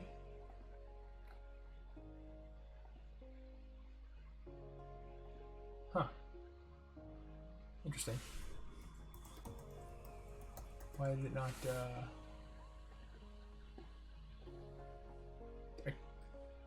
Oh, I updated the schema. And it was and it overrode my, it was overridden when the build finished.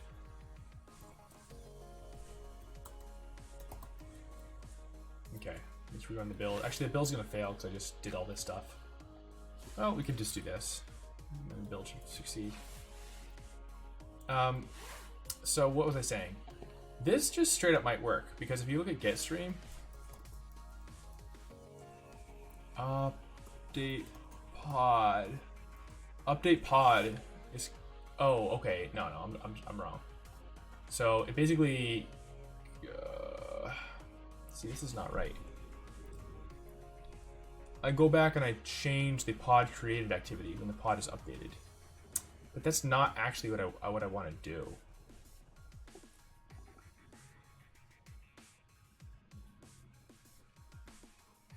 I want it to be like this.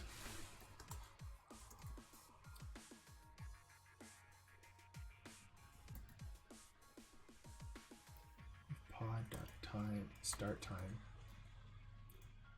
Start time. Update.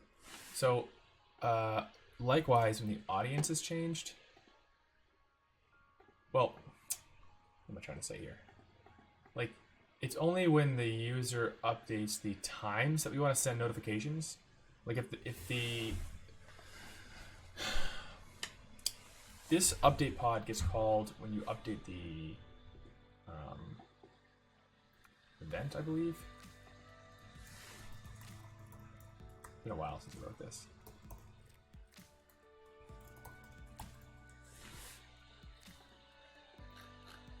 Update pod passes the user pod event. User pod event. So it gets the created activity. It updates the audience and it updates the activity. Which is gonna update the state. Yeah. Okay. So we want to update. Oops. Oh my gosh. Oh, my Vim died. So we want to update the. Come on, Vim. Here we go. Time range. Options. Pod.time range. Options.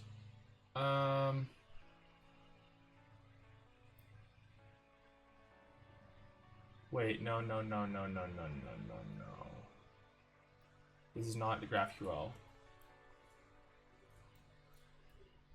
All right, hold on. Let's just like commit stuff before we get ahead of ourselves. This is this. This is this. This is this.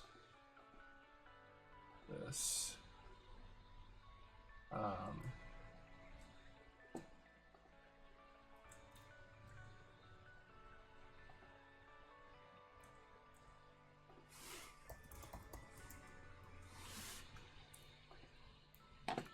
So update pod.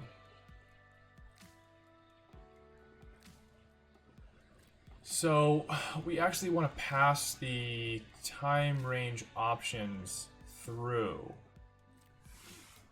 right? We don't want to. Let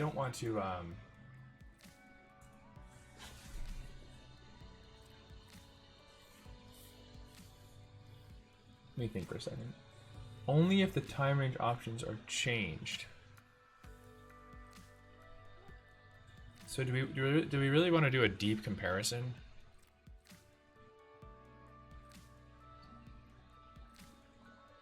No, let's just every time the time range options changes, we send an update notification. That's fair enough. It might be semi-spammy on the edges, but I think it should be fine. Time range options. Yeah.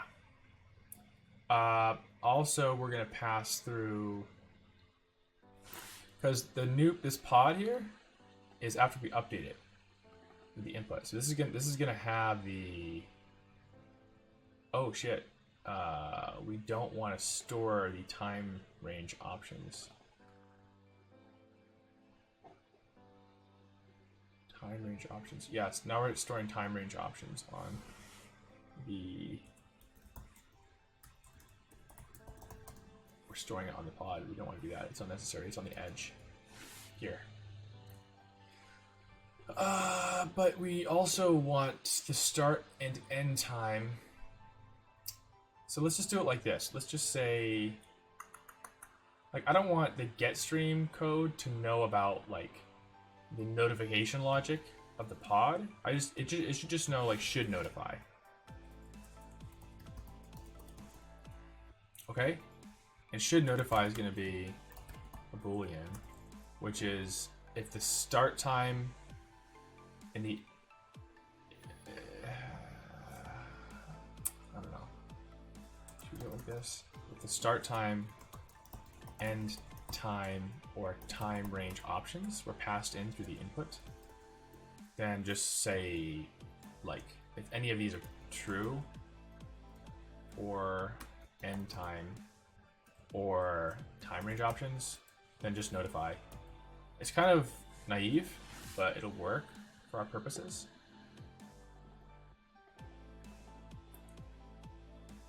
Should notify, right? And then in here,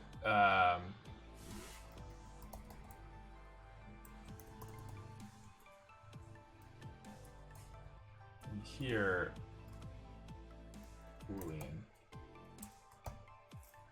Here we're gonna basically if see, I didn't want to put this logic in here. That would have been bad. Now we want to notify all the. Let's do it last. Let's update it. Like I don't want to update, notify everyone and then fail the update because something for some reason. Like order matters. So. How do we notify all the members? See, this is like,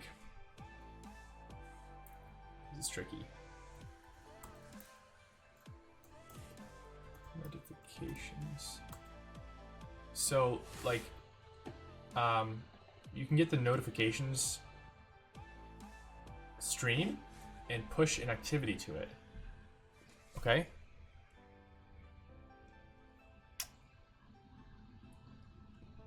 Join pod activity. So it's going to be like this. It's going to be the same thing as this basically. And then we're going to add the activity.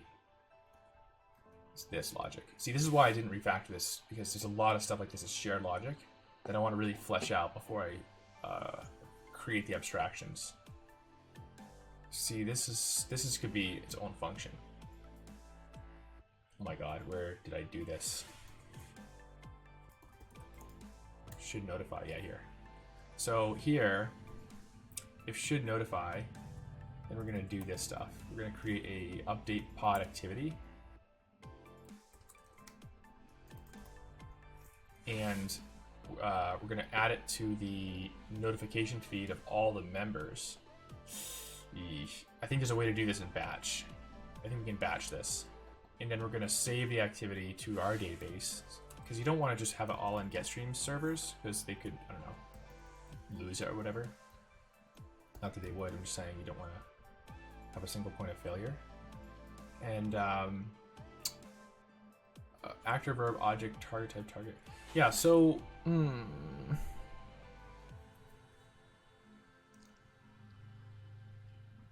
the object is the thing, like, it's the member. So actually we want to do this.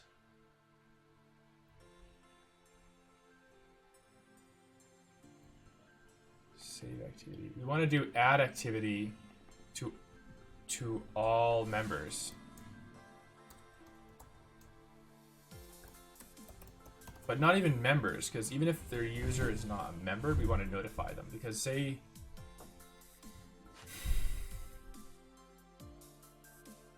yeah. Hold on.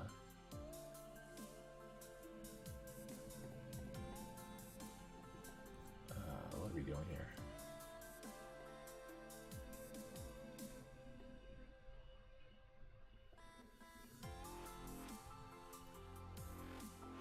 This is what we're trying to do.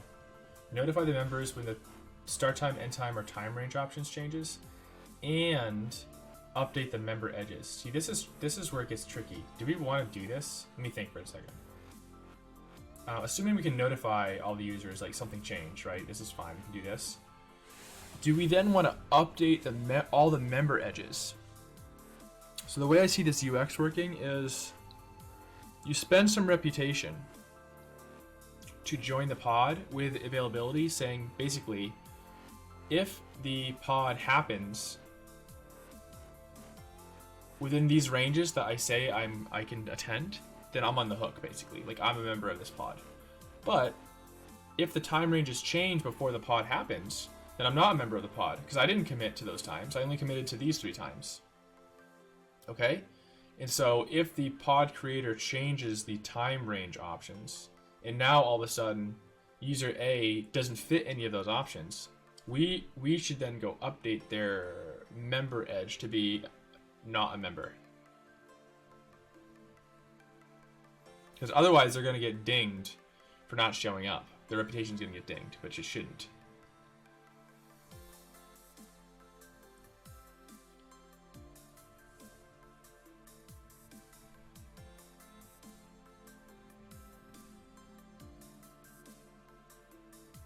I almost want to punt on this because we don't have a reputation system yet. And the only reason we would, that's the only reason we would update these edges, is to protect the user from getting reputation taken away. And I want to like do a holistic reputation pass with users in the loop, because there's a lot of assumptions and questions I still have about the whole system. So maybe it's enough for now just to notify the users that it changed, and just that's it. Yeah, we're gonna punt on that for now. That makes sense?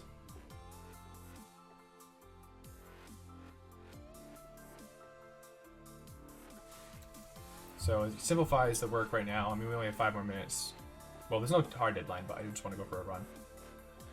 So we're just gonna do it like this. We're gonna loop through and notify all the pod members. So there's a way to do it, I think. What is it called? GetStream. I think they updated their docs too. No, I want the docs. What are we doing here? Feed documentation. I think you can add activities in a batch fashion.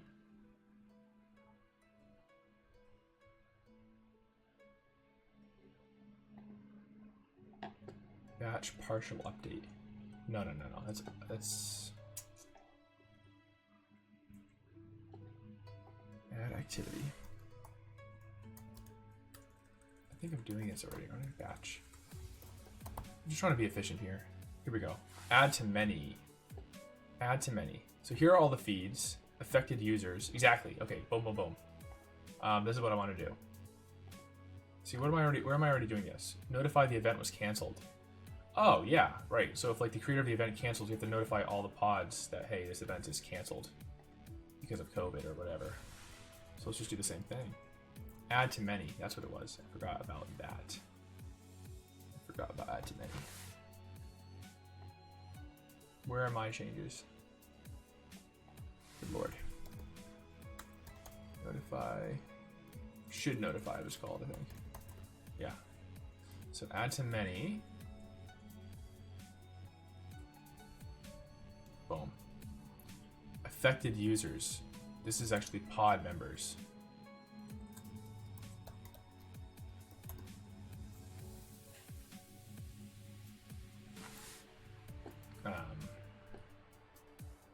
Event delete activity.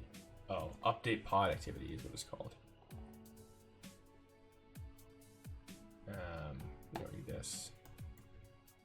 Oh shit. What do I do? Yeah, we don't need this one. Target notifications, we don't need that either. So we need oh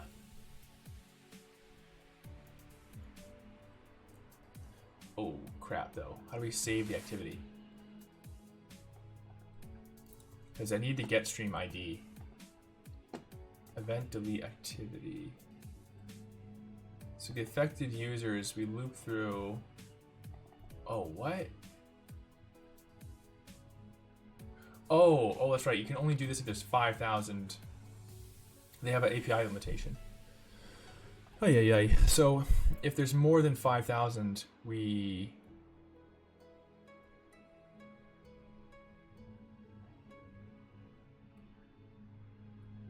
Wait, let me read the docs for this. This is still valid. 5,000. Is that something I came up with? What is it called? Add to many.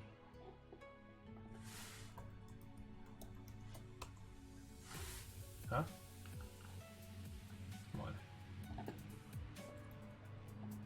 Yes. Oh, no.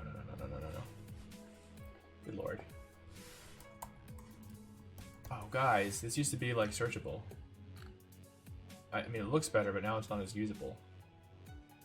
I used to be able to search like a flat.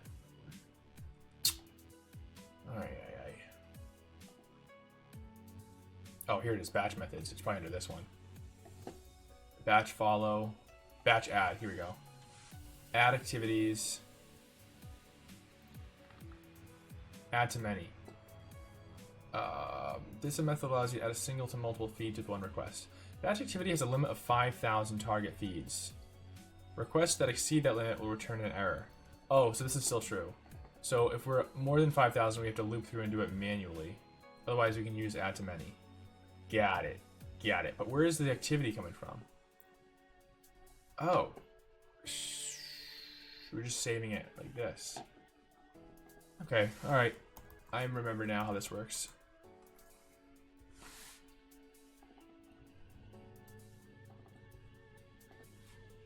Pod members. User pod event. I don't think we're sending the pod members.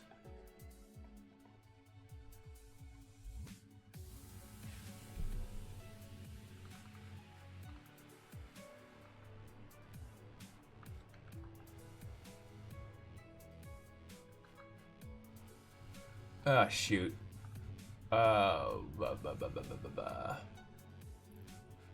We need all the members. But I don't want to query for all the members of the pod unless we have to update it. Unless this is. Let's do it like this. Oh, yikes. Yikes. You see what I'm saying? So if should notify the pod members. I don't want to conflate these two. Like I could remove the should notify boolean and just pass pod members and then say like, oh, if there's pod members, then notify them all, but that's not, it's more efficient, but it's less clear. So we want to say if we should notify, then we actually need the pod members. So pod members is going to be follow edge, and it's just going to be this, I think,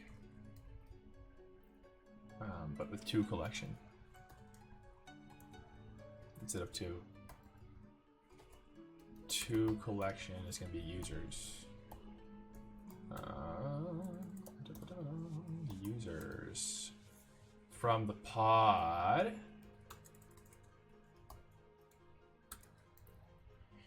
So we get the members from pod inbound member, and again we're not filtering. We're not filtering for just members.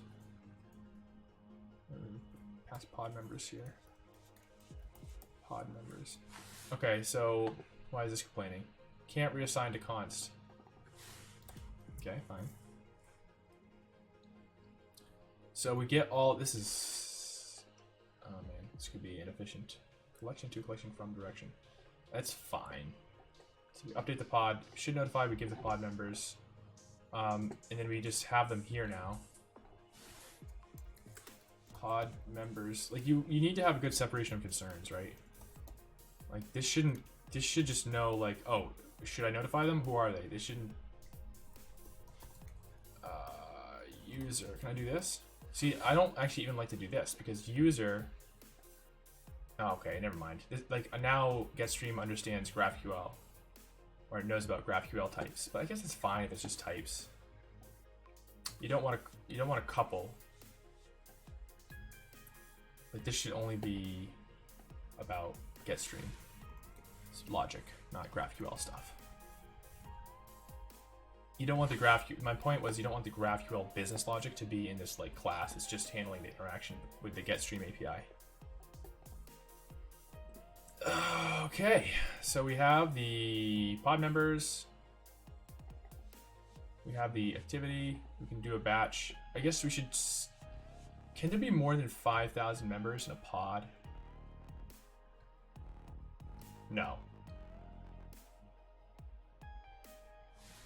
It sounds crazy, but let's just test for it, and we'll put a to-do. So if pod members, I think I'm actually checking for this. If pod members.length is greater than max, no, what is it, 5,000? Throw new error. Cannot have more than. Which Dunbar's number again? The 150?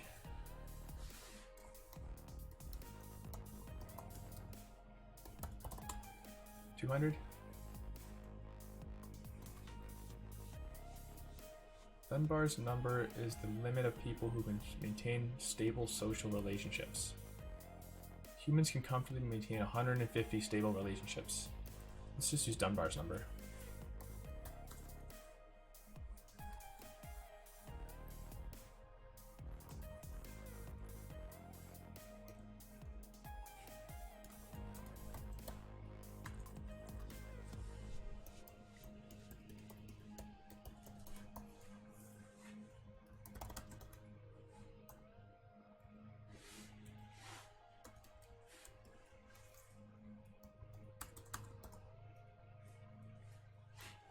So if pod members is greater than that, throw an error. I'll put a to do in here.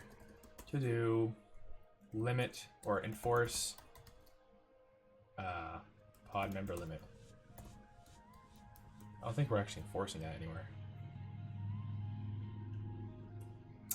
So yeah, now let's just get the activity to be correct. So the foreign ID, if we look at our test,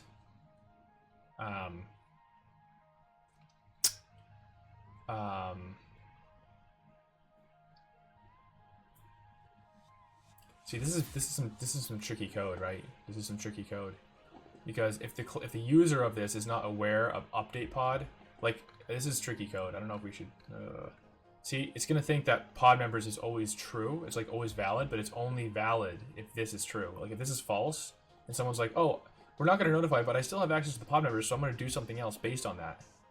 That's a implicit assumption that we just built into our API. Do you see what I'm saying? This is bad code. We have an implicit assumption now.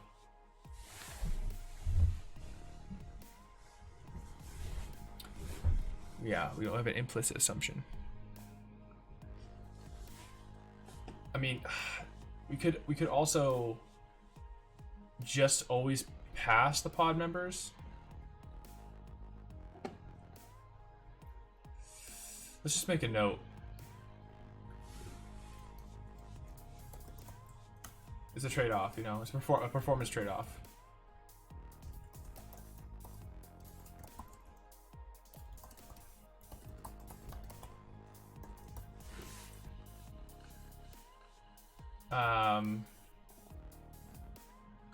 Okay, so we don't need thread ID.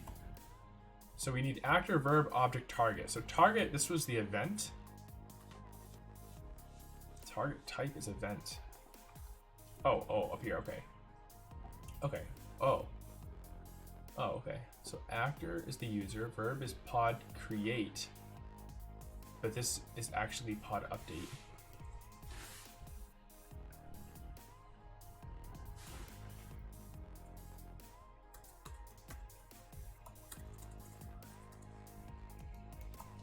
Oh, it's 1:37. We're running late. That's all right. There's no time pressure. Pod update, actor, ref, object, rect. So actor is the user, object is the pod, and target is the event. I guess I can just copy it from where I was doing it before. Add to many. So where am I getting it here? Where am I getting the object ref? Oh yeah, you just do it like this. Actor object this.client.user. So okay. I see, you just pull it from the client.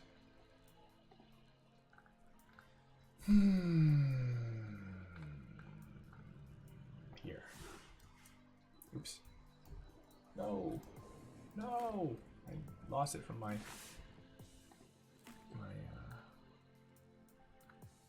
let's try it again. Yoink. And yoink. So actor ref is the user. Object ref is the pod.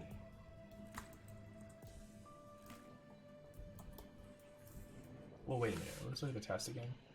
I think this is fine.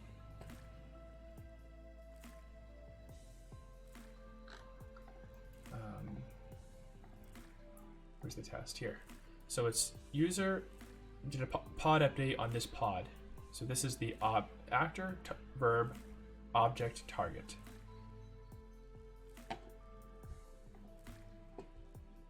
Actor, verb, object is the pod.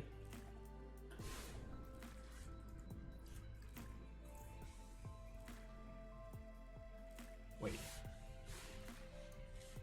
Actor, verb, pod ID. Oh, so I can just do this.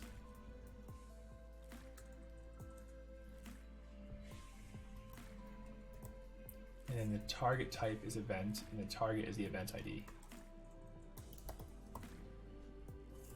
I don't need to actually put the target ref in there or the object ref. I guess I need actor, verb, for an ID time. Like the only reason that you have to do these refs, like I could just do this, is because they actually store the user object. Well, I'm sorry, they enrich it in on their side. So they have a copy of our users collection, a subset of the user, I should say, and they push that into the activity so it can be easy to be consumed by the clients. But I think I don't need anything more than that. Actor, verb, object. Like all I want the user to know is like, hey, the pod was updated. I don't need to actually put the pod in that activity because then they can just click on that notification and it'll take them to the pod. So let's just leave it like that. All right, let's see what's going on. Let's see what we got. Boom. So should notify in pod members. If we should notify,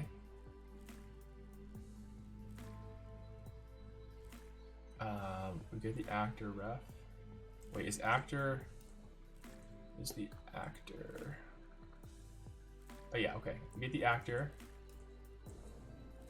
Get the, what do you call it? The streaming or activity streams protocol is super cool because it's like very, very good for social networking. It's basically like someone did something in the system. What they do, and you just subscribe to these events, and you can your app or API can react to them and do whatever it wants. It's beautiful design. Good job, W3C. Oh, actually, that reminds me. I'll do it later.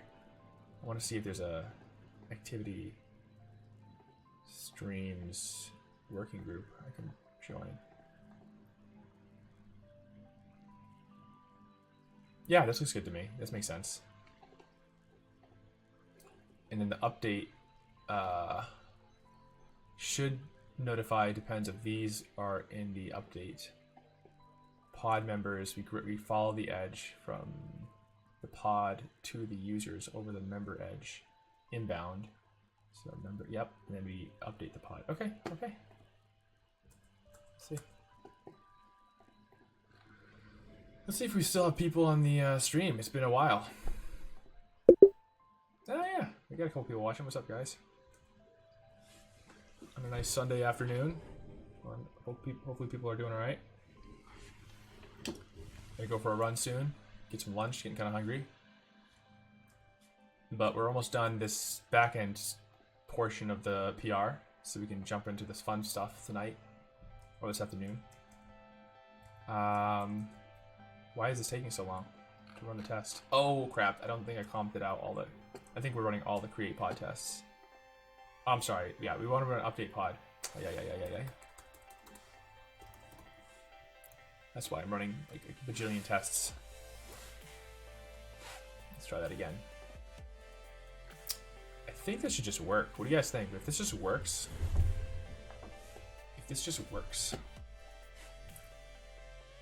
I definitely have typos. You have no problems though, so you know that's a good thing.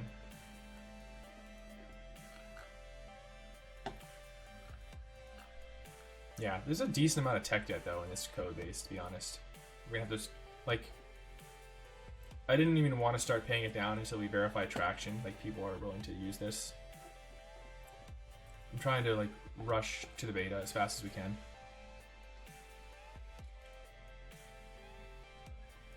Oh shit, look at this. Get stream is giving me a 400 error.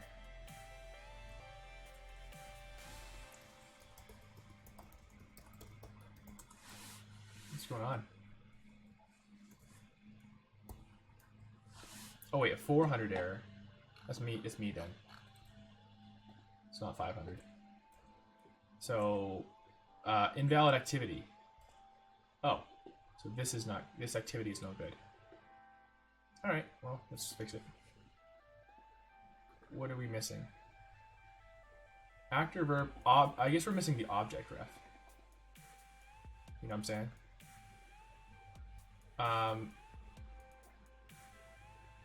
Okay. Object ref.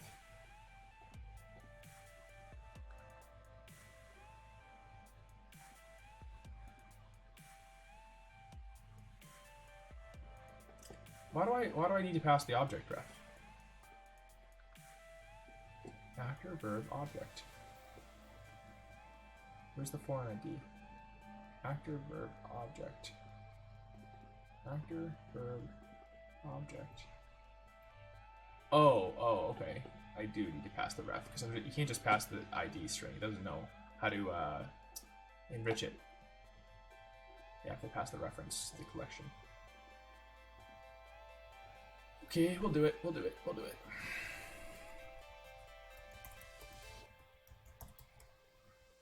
I wonder if I could just pass the pod. Oops. Oh, yeah. This is not right.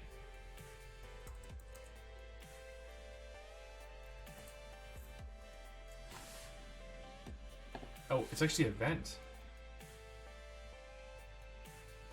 Hold on, hold on. This is wrong. This should be, this is not the object, this is the pod ID.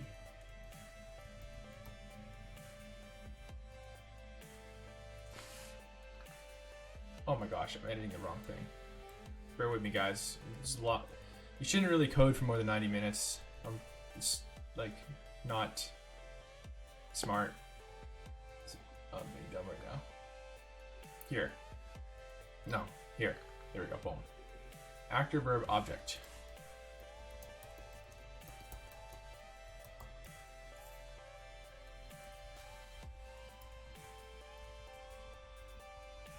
The object is the pod.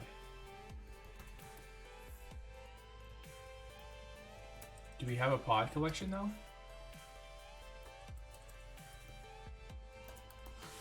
I don't know if we even have a pod collection. How do I verify that? Where are my collections? Here. User group event. Yeah, I don't have a pod collection. So should I add one?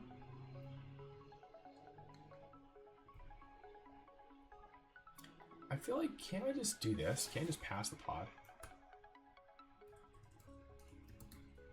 Like, I don't think I need to pass the reference.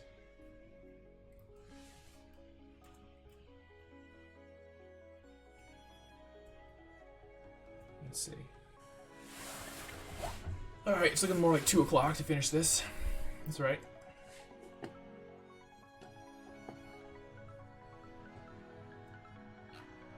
Almost there. Things always take longer than you think. You should just accept that, no matter what you do.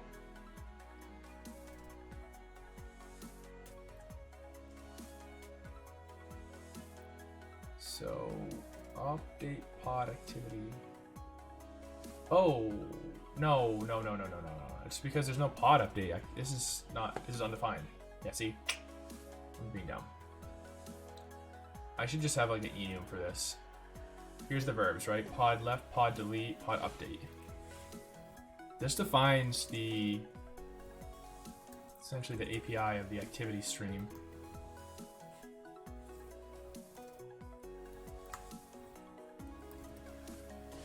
There we go.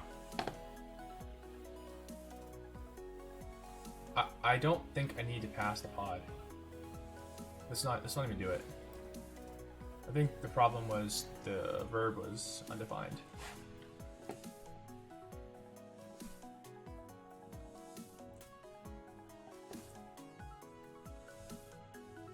Oh, logged me out of my my chat.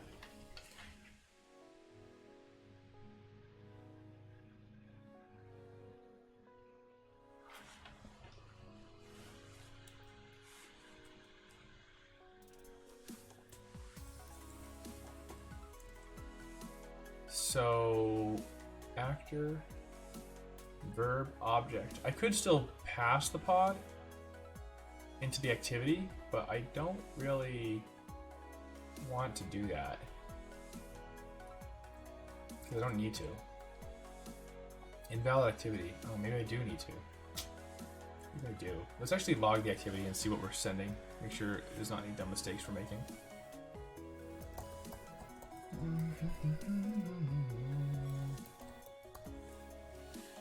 Let's try just giving it the update pod activity is called. Let's try just giving it the pod.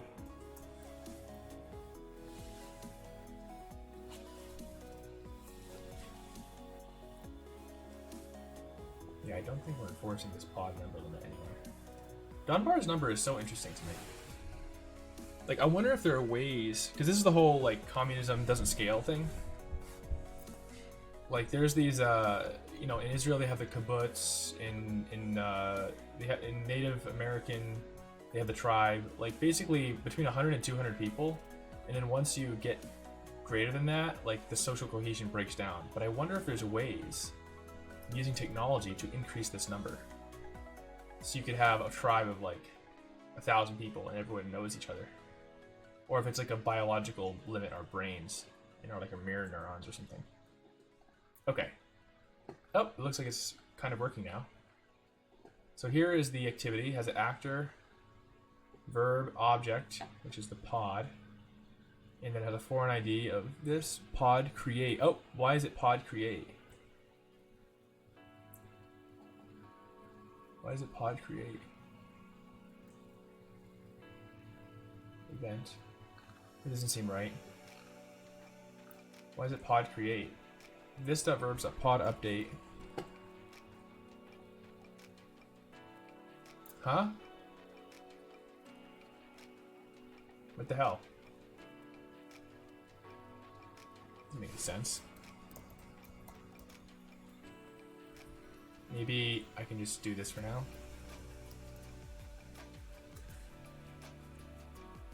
Pod update. Why does this pod create? It doesn't make sense to me. Anyways, yeah, Dunbar's number is super interesting. Who was that guy, Dunbar?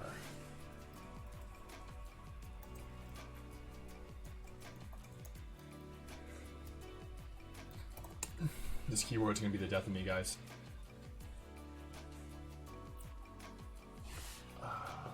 Dunbar's number. Robin Dunbar, the anthropologist. Oh, he's still around. He's 72. He's in Italy. He's an anthropologist, evolutionary psychologist, primate behavior. University of Oxford.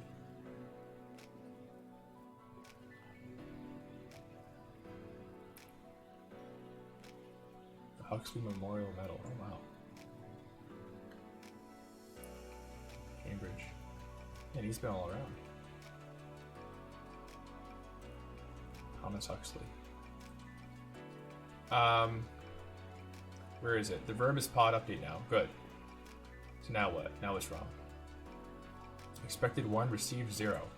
So our test is failing, which is fine. Expected 1, get stream, get activities query. So the foreign ID we're looking for, let's make sure that that actually is correct. We're querying it correctly. I think we are. And let's just do this to make ourselves happy and test the passing. So we can see some green in our life. Hold on, I'm just like trying to figure out who this guy is. Huxley. Is he related to Aldous Huxley?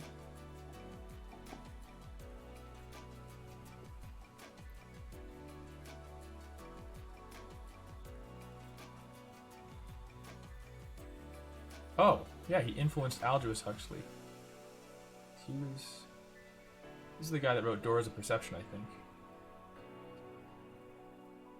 Yeah, Brave New World as well. Yeah, this was a cool book. It's about his experiences with mescaline. This was like yeah, this is in the 50s, man. He was like so ahead of his time, this guy. Oh my god, he wrote this in the 30s. Jesus.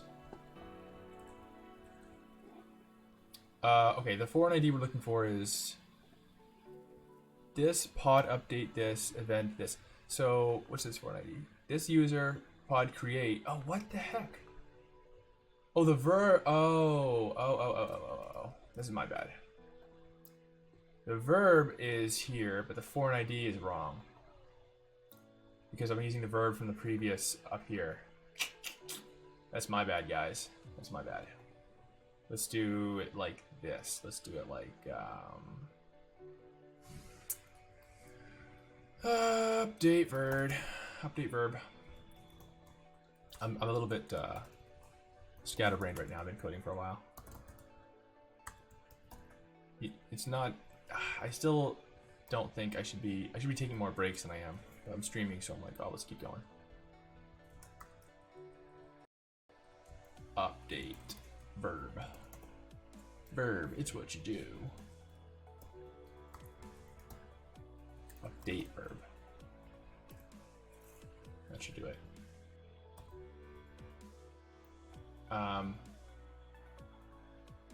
Okay. So let's do this. I think it's gonna work now, guys. I think it's gonna work now. Let me just keep checking this guy out.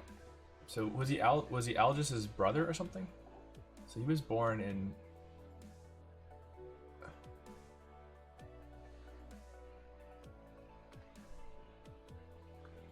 He hit Matthew Huxley. Who are these Huxley people? Thomas Henry Huxley. He was born. Oh wow, he was born way earlier, 1825. So maybe it's just a common name back then in England, Huxley. But they must have been related. Evolutionary biologist, a writer, a philosopher. There must have been something going on with the Huxleys. Yeah, so they're all from Middlesex probably.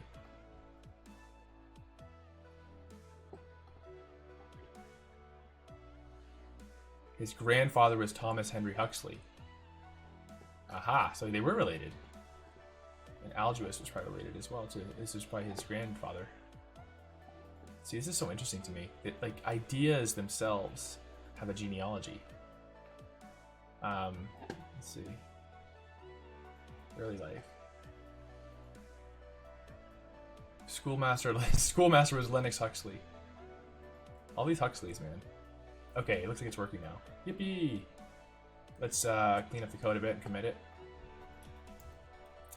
So now whenever the pod is updated, we're going to notify all the users, hey, the pod was updated. But, we'll handle that on the front end.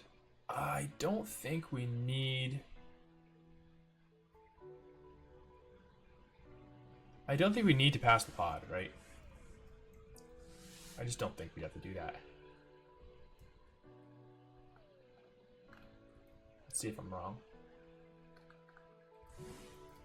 I mainly just want to keep reading about the Huxleys. It was so interesting. English heritage. Leonard Huxley was the first one. And then there was Julian and Alginus. Men of science and letters lived here. The English heritage blue plaque at 16 Bracknell Gardens, Hampstead, London. Commemorating Alginus, his brother, and father Leonard. So his dad was Leonard. And his brother was Julian. His dad was Leonard Huxley, who was the school teacher. 1860. The Huxley family. Several members have excelled. So the patriarch was the zoologist Thomas Henry Huxley. This is the guy who influenced Dunbar's number. His grandson was Alginus. And then his other grandson was Julian. Oh, he was the first director of UNESCO. Who the hell were these people? And a Nobel laureate of physics, Andrew Huxley.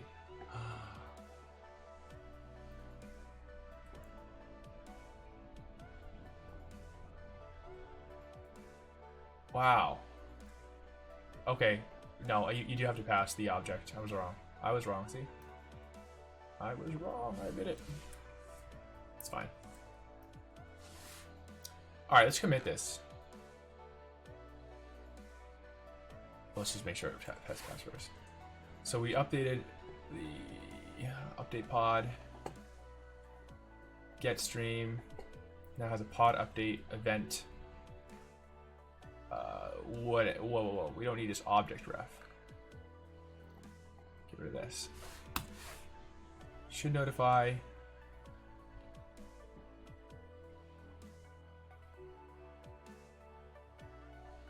Okay, good. And then update pod test. Okay, let's go running. I'm getting antsy coding all this time. Is anyone still watching? No, just one person. Okay. Notify pod members when pod time range options start time or end time updated.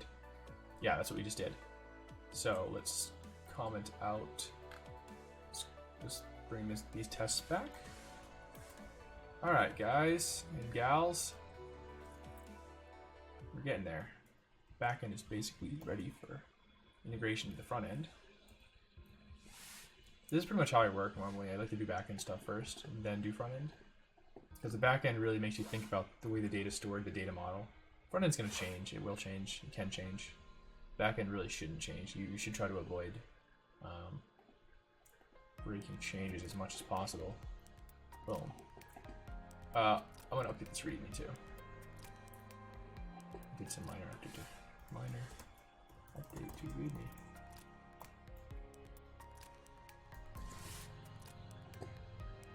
All right, we're getting ready.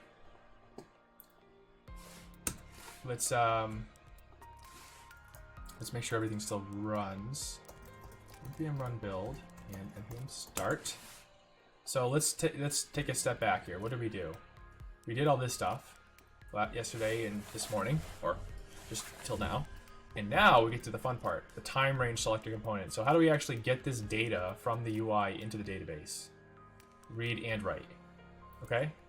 And then we have to add it to the, let me close my Wikipedia ramblings. We have to add it to